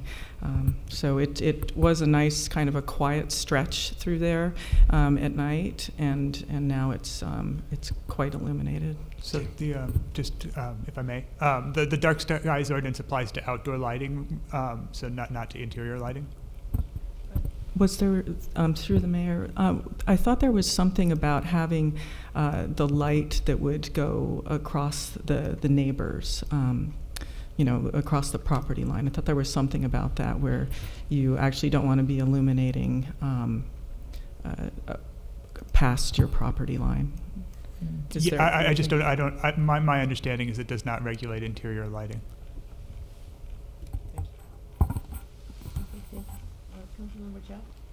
Yeah, thank you. So, so we regulate the number of signs. Is there a limit on the size of the signs? There is, yes. We do have the limits on the size So of the there signs. is a specific limit. And I think the public's concern mainly is they are concerned there might be neon lighting on these signs. Would there be, what kind of lighting will be there? LED. So there will be, so LED could be very bright. The illumination is 88 lamberts, where our maximum is 200 lamberts, 200 plus lamberts. So they're as stated by the applicant, they're about the third of what's allowed, the maximum allowed. Mm-hmm. But it won't be like colored neon light. So it's just white, regular LED, like not flashing, like the highway already has light, right? Yeah, that's right. Correct. So it will be like whatever light that's already on the highway. Correct. Yeah. Correct. So I understand that we are not applying for scenic highway right now, but we don't want to prevent us from applying. So I just want to confirm, I think applicant said that this will not affect the eligibility of this stretch of highway to be eligible for scenic highway. What is that exactly is the requirement? Can Mayor we Wei, I'll take this confirm that? question. Sure. So I hate to put staff in a spot for speculating on behalf of another organization. Right now, this is not a scenic highway. Whether or not this is going to affect the eligibility for future highway, that will be upon a further consultation with Caltrans. It seems the applicant knows something about this because they claim it won't affect, so I would just want to confirm what information they have. So the applicant can answer the question. Thank you. Sure. I'll try to provide some clarification. So when I contacted Caltrans to find out if they had a corridor protection plan had been submitted, they said it had not. And I said, would adding a sign to this building preclude that from being a scenic highway? They said, we don't know. We would need to see what the corridor protection plan says. And obviously the corridor protection plan, if it's done after this, would regulate, it says like development and all sorts, there's 6 or 7, I think, criteria that it would have to limit. So what I was saying is there's nothing to say that it would preclude it, but it may or may not. You would have to put together this corridor protection plan, submit it to Caltrans. They would then review that to confirm if it meets their criteria for scenic highways. And he said they review each of these on a case-by-case basis. So he didn't really want to provide, say for sure one way or another because he didn't know because nothing's been presented to them. Oh, I see. So we really don't know if it might. Correct, yeah. There's nothing to say that it would or wouldn't. So it's just because they don't have anything at this time. Okay. Okay. Thank you. Sure. Thank you. Any more questions? Councilmember Moore? Yes. So do we have any ability to limit the size of the sign? Mayor Wei, if I may, so on page 4 of the staff report, this is PDF 396, it states that the size and the length of the sign are in full compliance with our sign ordinance. So they are under the allowance of what the sign ordinance regulates for these 2 signs. Well, is there any way that we can further limit the size, or as long as it's following the municipal code? There would have to be some reason supported by substantial evidence why council would deviate from the standards in the municipal code. Okay.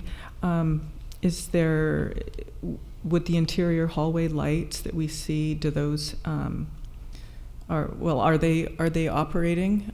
Is that an operating hallway, or is that for appearances? What we see that's lit with the orange doors that are facing the windows, is that operating storage areas? I believe the storage facility is already under utilization right now.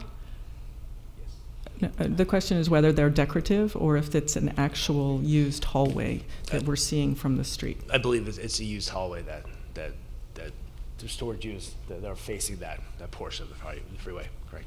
Okay, and is this a 24-hour facility? I believe there are limits to access, correct? There are limited hours. Yeah, so. He's operating at, I believe, 7 o'clock, 8 o'clock. Yeah. At night? Yeah, there wasn't a use permit for overtime hours between 11 and 7. So is there some way we can request that those hallway lights are off?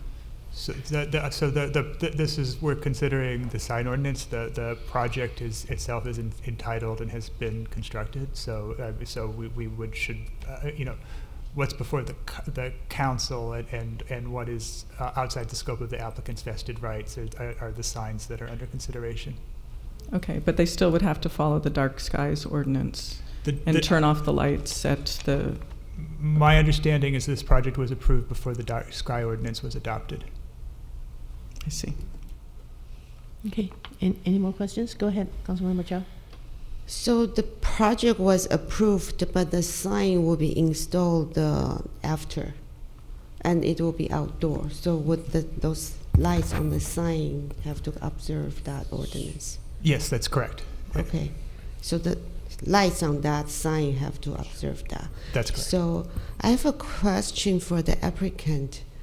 So do you expect to put I understand the need to make your sign visible so other people can see your facility.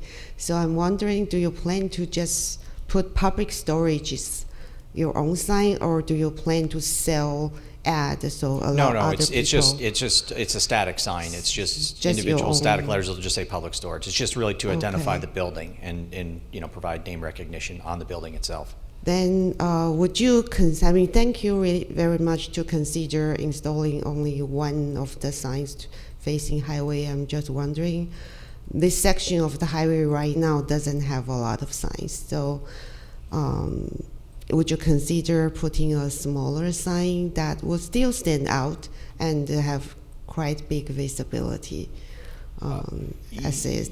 I mean, if that's a requirement, we would. I think, obviously there's going to be a certain point where it doesn't become, readable or easily recognized when you're going 70 or 75 down the freeway. So, I mean, we would certainly not say we wouldn't reduce it. I just don't know how small you would want it to make it. Because again, this is, it's set back pretty far from the freeway, and it's higher up on the building, so it's going to have some visibility. But, if I say it's a 4-foot letter, that sounds really large, but when it's up there that high and that far back, it doesn't look that big. So, and I don't remember what the size of these are, but if you do have a size restriction, I mean, we certainly would abide by that. Okay, thank you. Sure. Yeah. Thank you. Now, no more council questions. I'd like to open to public comment, please. Yes, Mayor, I have in Community Hall, I have 3 speaker cards, one from Connie Cunningham, one from Jennifer Griffin, and one from Lisa Warren, and I have 4 hands raised, now 5 on Zoom. So as per our current process, please have your hands raised in the first 5 minutes and have any blue speaker cards submitted as well in the first 5 minutes. Welcome, Connie.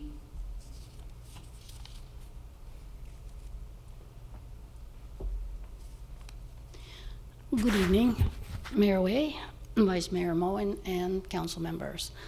I'm Connie Cunningham, lived here 34 years, and I'm speaking for myself only, not as the Housing Commission.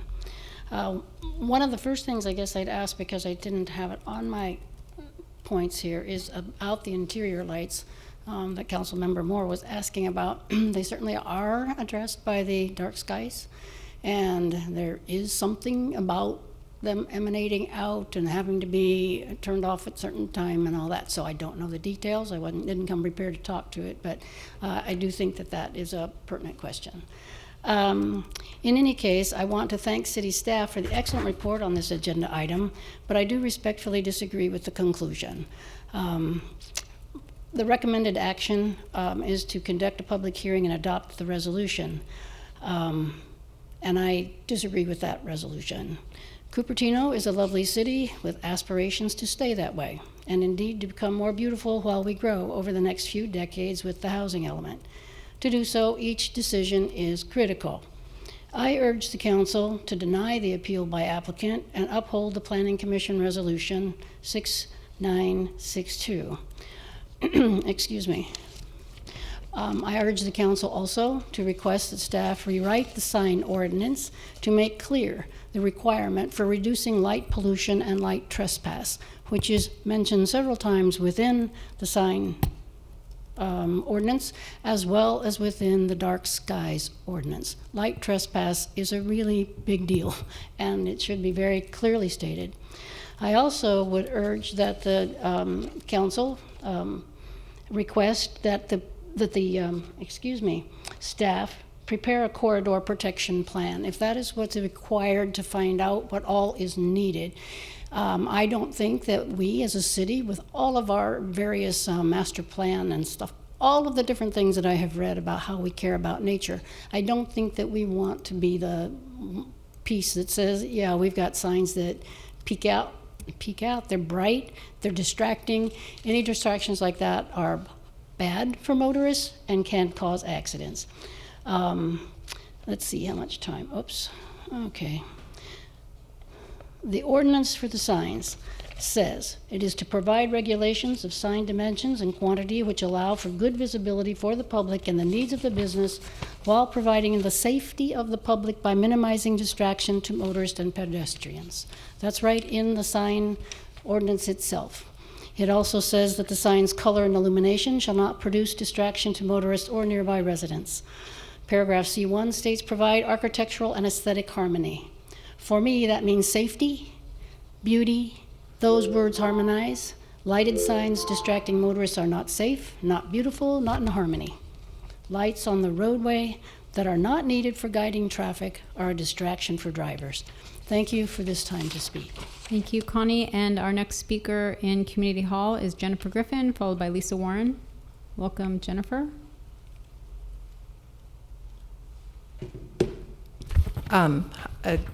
Good evening, City Council. Hi, I'm Jennifer Griffin, and I did attend the Planning Commission meeting last fall. When this item came up, there was a lot of discussion. I will tell you that at that time, we were able to look at what the signs were supposed to look like.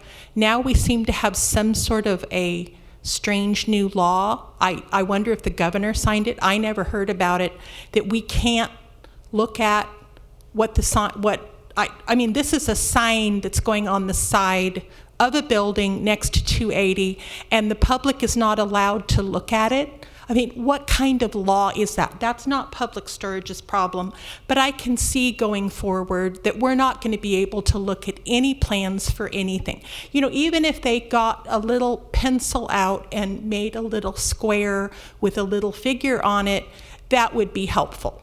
I appreciate the laptop here, but I'm not a laptop person. I'm a tablet person. I don't know. I'm going to have to spend more time. I guess I have to make an appointment now to come down to the city during pandemic so that I can look at plans of something that's going to be on the side of 280.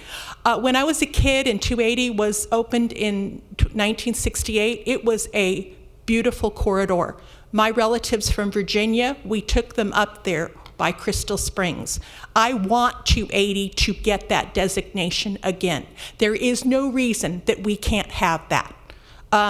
I will tell you right now, I think my husband had Public Storage in South San Jose before we got married, and it's a good system. The building is visible somewhat from 280, a little taller than I thought it was going to be. Maybe we can plant more trees there. That might help. Believe me, nobody cares about the redwood trees along 280. We need to start putting more of them back again. I can't tell from what they're trying to do here. So I think at this point, from what everybody seemed to be really happy after the Planning Commission meeting. I think the applicants were too, we discussed everything in great detail. I don't see, at this point, for one thing, since the public can't see anything, thanks to Gavin, I really think we need to stick with what we approved in the fall, because nobody can see what they're trying to do. I don't want 280 to look like a neon sign. San Jose's been having problems where they want to put in moving, what are those video things that make people stop and crash in traffic. I don't want 280 to look like that. I don't care if the housing element wants to put 500,000 housing units in Cupertino. I don't want to have Cupertino look like some neon vaudeville out of Roger Rabbit. Let's just not do this, and then next time we need to try to make sure the public knows what's going on. Thank you. Thank you. And now we will move to Zoom. We have, I'm sorry, Lisa. Lisa Warren, one more speaker in Community Hall. Hi. So I too was at the Planning Commission meeting. I thought the decision was the right decision. I think it needs to be upheld and not changed. I can remind people, some of you weren't here back then, but when this application came to do the enlargement, very big enlargement of the existing public storage at the same spot, there were claims that, oh my gosh, we need this so bad, we need this to be so big and so many units because we can't keep up with the need for storage. It just keeps growing. We won't even have to advertise. I remember that because I thought, okay. And I did have a unit there for a short period of time at one point years ago. So I know the location. I also remember the slides showing, oh, and it won't be visible from 280, barely over the treetops, and visuals to show that. When you saw Councilmember Moore's visual, that's far from true. Then, very few people know that, and I was there, at the Fine Arts Commission meeting, I don't know, a year and a half, 2 years ago, when they were having to discuss public art for the project, there was not an interest really by the owners of Public Storage and applicant to have art because there wasn't a great use for it there. There was no visibility. So it wasn't a good place to put public art at a large expense. They did have to, and hopefully did, give their in lieu fee for the missing public art, which was close to $300,000 that we should have the Fine Arts Commission, or Arts and Culture now, should be able to use elsewhere. And I agreed it wasn't good there, but again, it wouldn't have visibility. There's nowhere we were going to really put it that it would be visible. So, and more signs, and a very slick, sort of drive-by movie scene kind of thing, and aerials, if I remember correctly, at that time at Fine Arts, that, you know, this is what it looks like, and this is, you know, blah, blah, blah. So I find it somewhat hypocritical for them to come back and say they need this.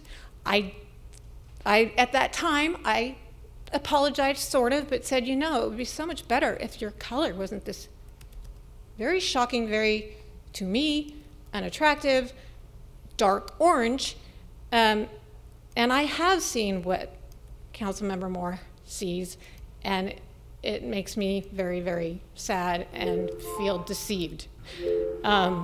So bottom line, I say keep, you know, the Planning Commission did a great job. There was a lot of input there, Audubon Society, others, and Thank you, Lisa. That is your time. Thank you. And now we will move to those with their hands raised on Zoom. And our first speaker is Donna Austin, followed by Muni Maripatla, followed by Ronnie Fisher. Welcome, Donna. Can you hear me? Yes. My name is Donna Austin. I'm a resident of Cupertino. I'm speaking in favor of the signs.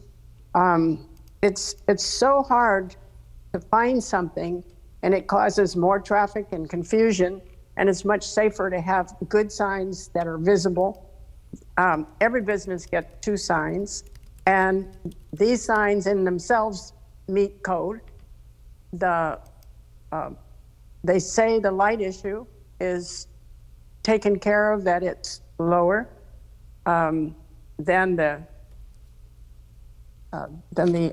highest signs, and it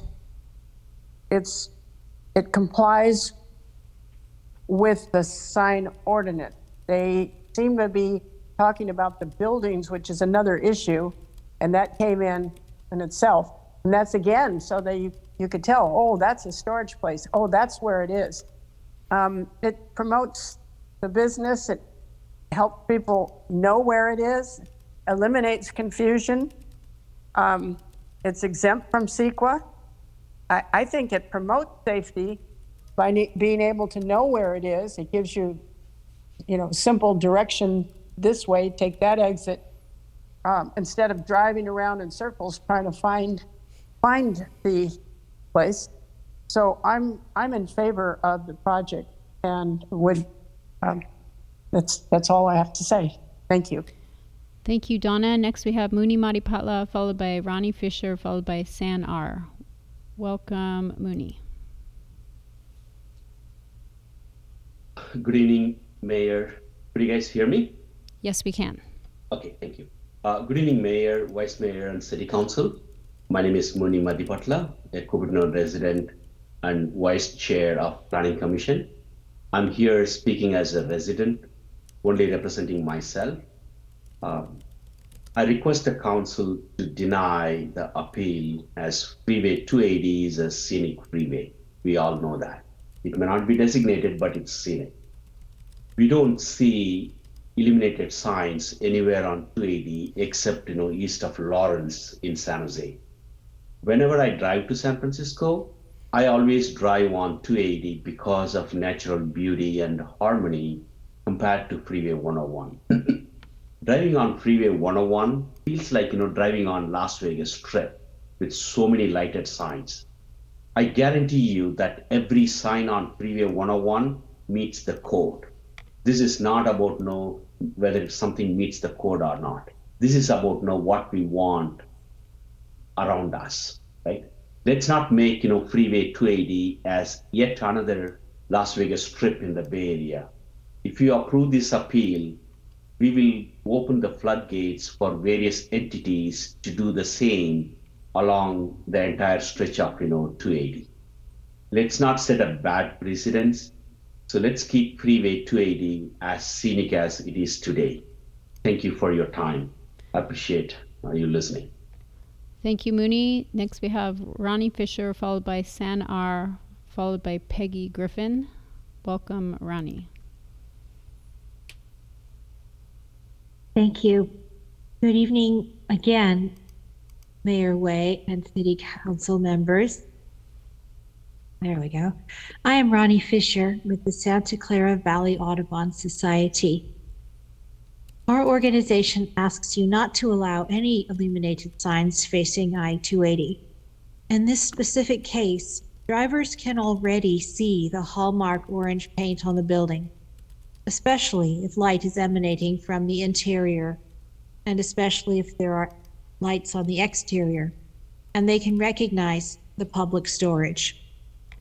Also, most customers in need of storage will find public storage from online maps on their phones. That is how people operate today. City Code states, the sign's color and illumination shall not produce distraction to motorists or nearby residents. The intent of freeway-facing signs is clearly to distract motorists and draw their attention. Thus, freeway-facing signs, especially illuminated signs, are not consistent with Cupertino's design criteria. Secondly, we believe that the proposed freeway-facing illuminated sign must require public outreach to analyze and mitigate impacts to the scenic quality of the I-280 corridor. As has been said several times tonight, I-280 is eligible for scenic highway designation. Electronic, digital, and illuminated signs clutter and degrade visual quality and aesthetic resources. I-280 in this section has wide shoulders, berms, and trees, all intended to create a visual buffer along the freeway and limit visual interference from businesses and urban activities.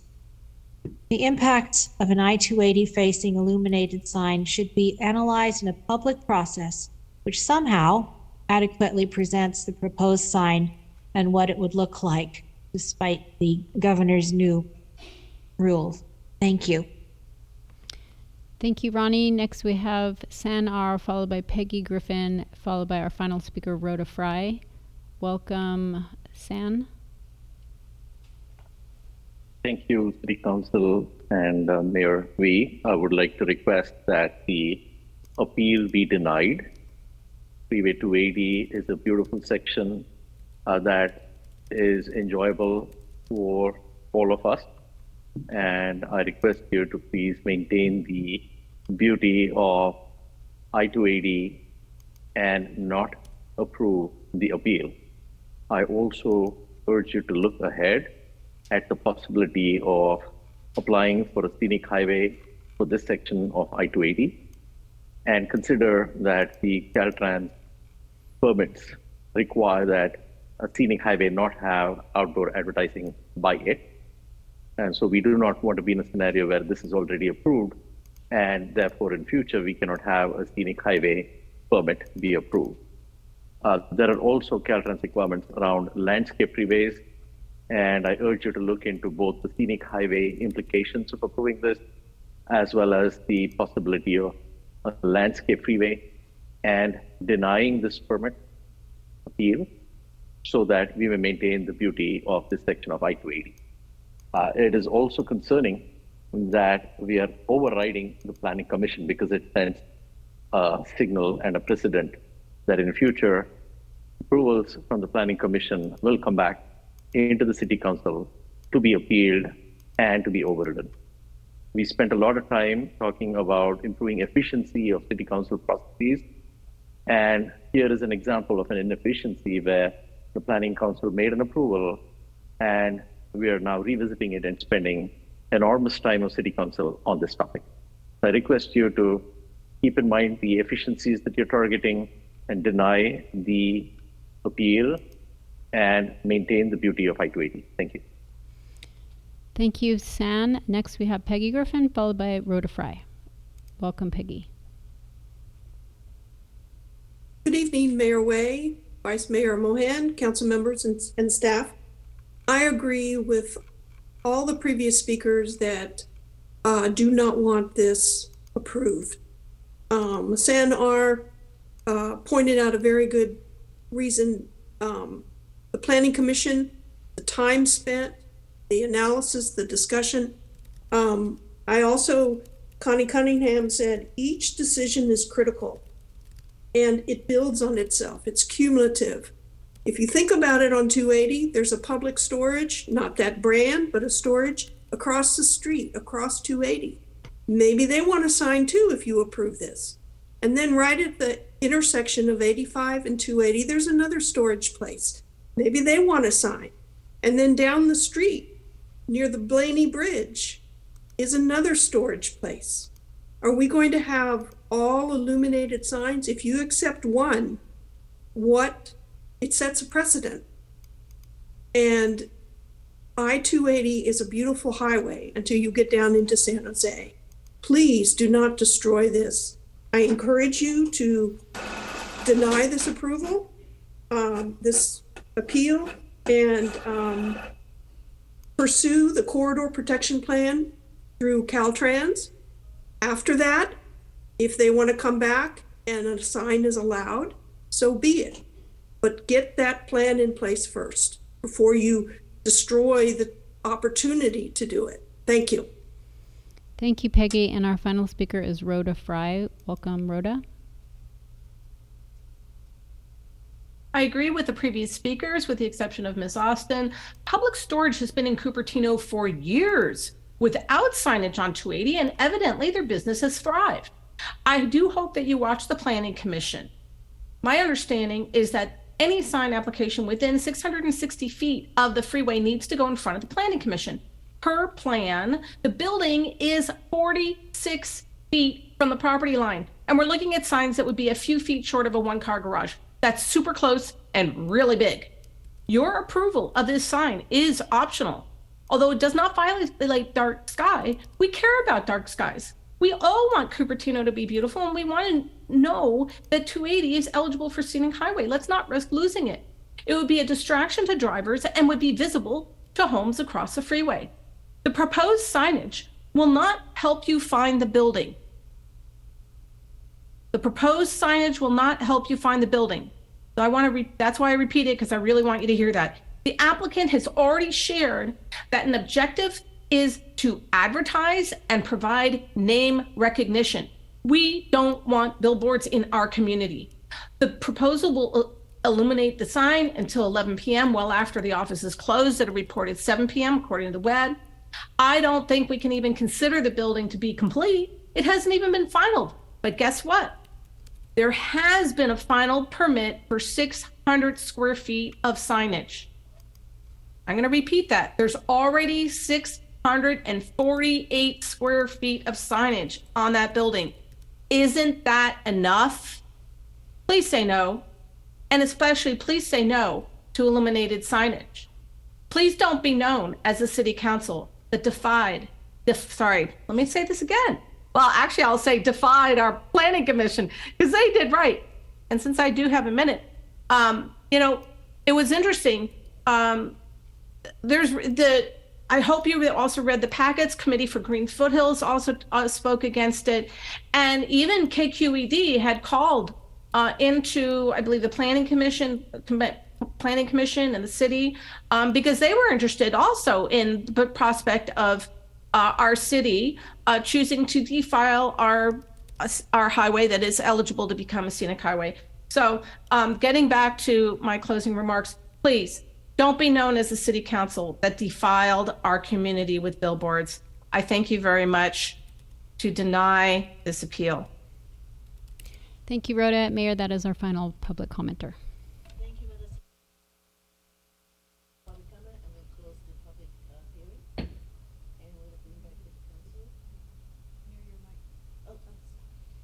I'm going to bring back to the council for discussion. Any council members who want to go first or ask, clarification? I have a question.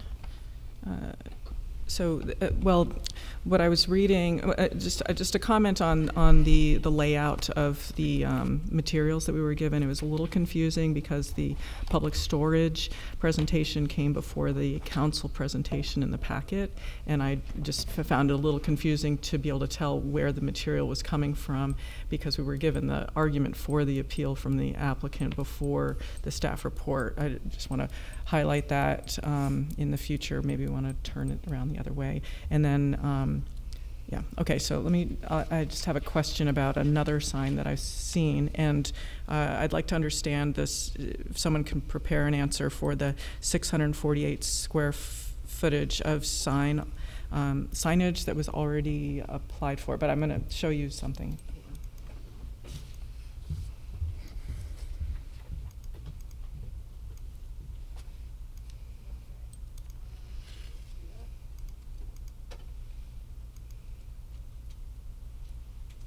So I was just looking on Google Maps to see what kind of signage is around in the area. So what would this public storage sign count as? I mean, is that part of the signage which they have?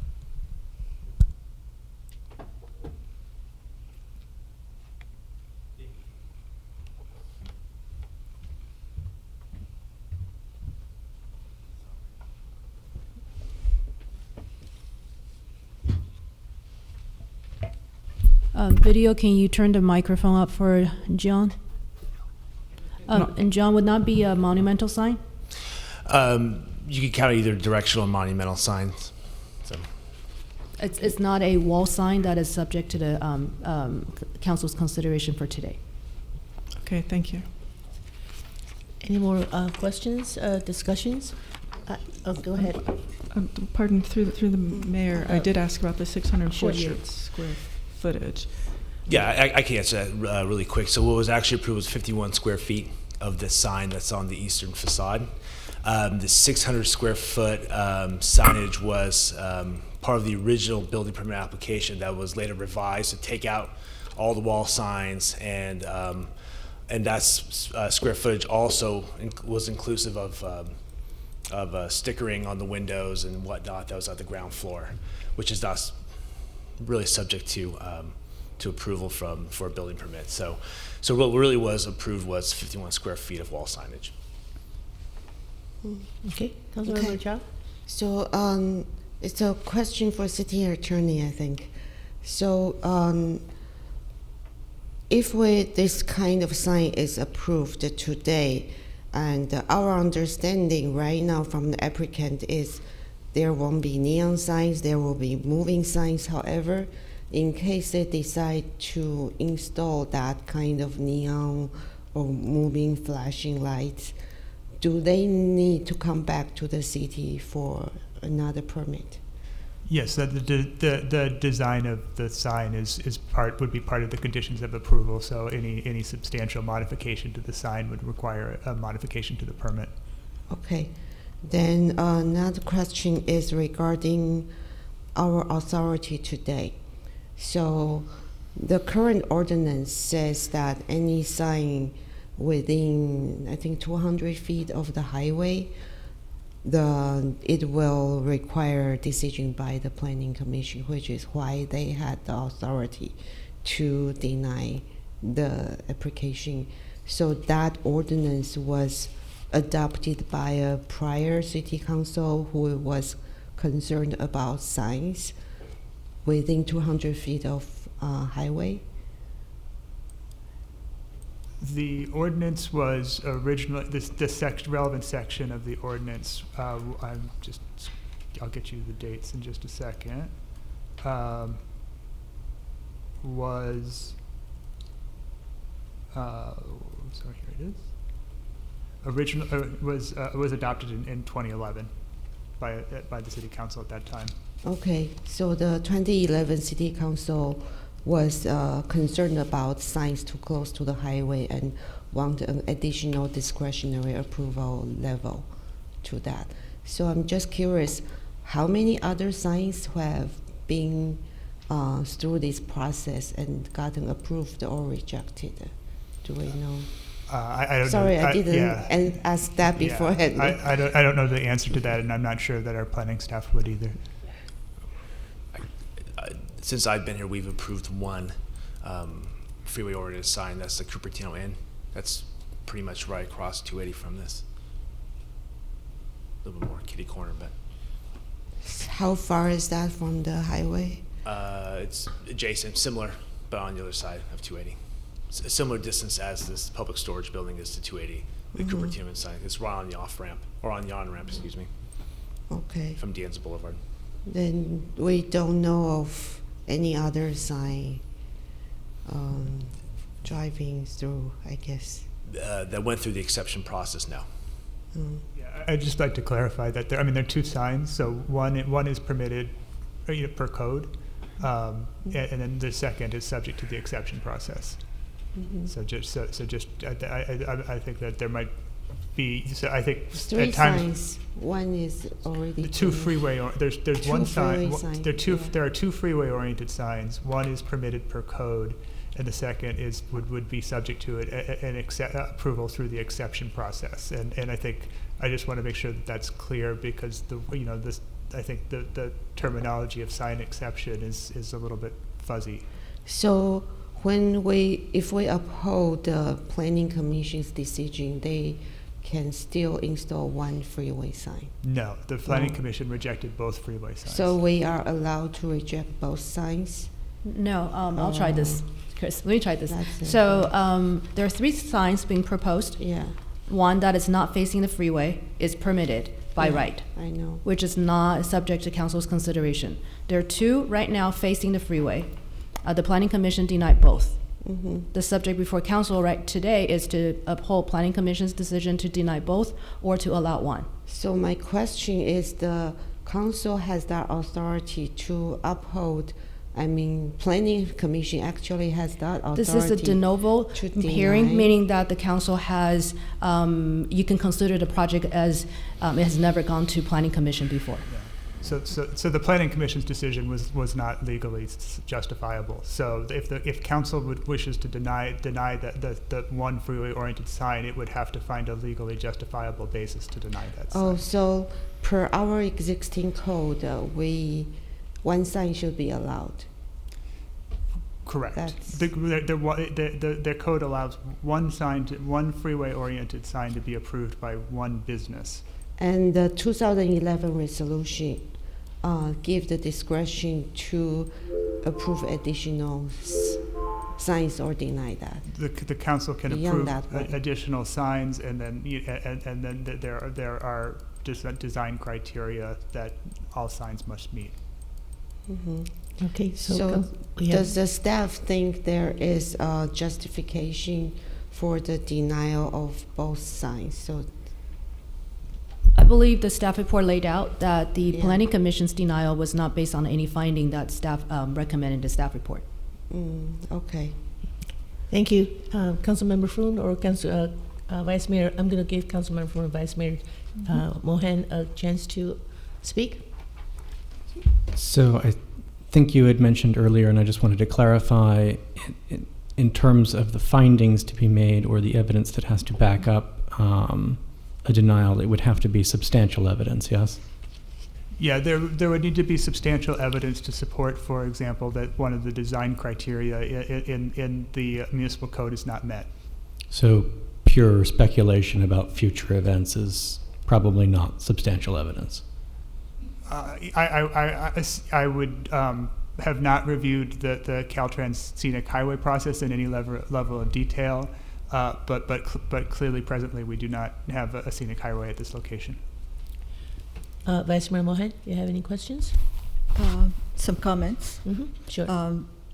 My understanding that, to reiterate, it is exempt from CEQA regulations. It is compliant with the dark sky ordinance, which wasn't in existence when the Planning Commission made its first decision. Were you going to say something? Oh, no, go ahead and finish. Oh. And then my understanding is also that the lighting will be turned off at 11 p.m. My only concern was that if Highway 280 is designated as a scenic highway, is there an opportunity to come back and make a change? So just to take it in order, when the Planning Commission did make its original decision, the dark sky ordinance was adopted already. But commercial signs, if they are compliant with the sign ordinance, are exempt from the dark side, the bird safe dark sky ordinance. Once something is approved, and if this does become a scenic highway, I don't believe the city has the ability to go back and undo a decision as it's made, unless there could be grounds or findings to make that decision, but would have to come back in a public hearing process to do such. Okay, so my only question, my last question is, it is compliant with the Cupertino Municipal Code to have one lighted sign facing the freeway? Correct. If yes. Through the mayor, if I may, Vice Mayor Mohan. So in the code, it says that once you have a freeway face sign, it is subject to the Planning Commission's approval. Right. So that's why the original sign exception went to Planning Commission approval. Planning Commission to consider for an approval. The Planning Commission denied the exception, and the appellant has the right to appeal that decision, and that's before you today. I understand. Thank you. Okay, so I have a couple questions. So you said there's a Cupertino Hotel sign on the other side. Is it the same size? Is illuminated until 11 p.m.? Those are limits that are on it, whether they're at 11 p.m. or not. I haven't driven by at 11 p.m. or heard complaints that it's gone beyond 11 p.m. But it's the same standards that would apply to this are also applicable to the Cupertino sign as well. Okay, so if we do think we want to do a scenic application, that there's already one sign out there already. Mm-hmm. So it's okay. So I want to understand that this is not the first sign that's going to be like that. My second question is, it is illuminated. Is that standard to illuminate it? Do they have signs that not illuminated? I'm sure somewhere on the corridor there are. Just driving down 280 at night, at least through San Jose, I've witnessed certain signs that are not illuminated. It's quite possible, but Okay, but it's pretty standard to illuminate the signs for evening visibility. I would assume that's why to increase visibility. Okay, and these signs, sorry, John, these signs are not billboards. They are on top of the buildings. Correct. They're on-site wall signs. Correct. Okay, they're wall signs. And okay, so I want to understand. I want to balance. My comment is I want to balance our businesses' needs to get visibility, and also balance that we want to keep our freeways or our city not so illuminated. So I think it's been confirmed. This kind of illumination is only 1/3 of our dark sky and bird safety ordinance. As standard in our sign ordinance. Okay. So yeah. All right, thank you. Councilmember Moore, I think you have a question or a comment? Well, actually, I would like to have more information and would like this item to be continued because we don't have any of the images of this building at night. We don't have images of the Cupertino Hotel across the street, and I seem to be the only person on the council who has driven past this and noticed how distracting and bright it is. So I personally have a problem with approving it without everybody having full information.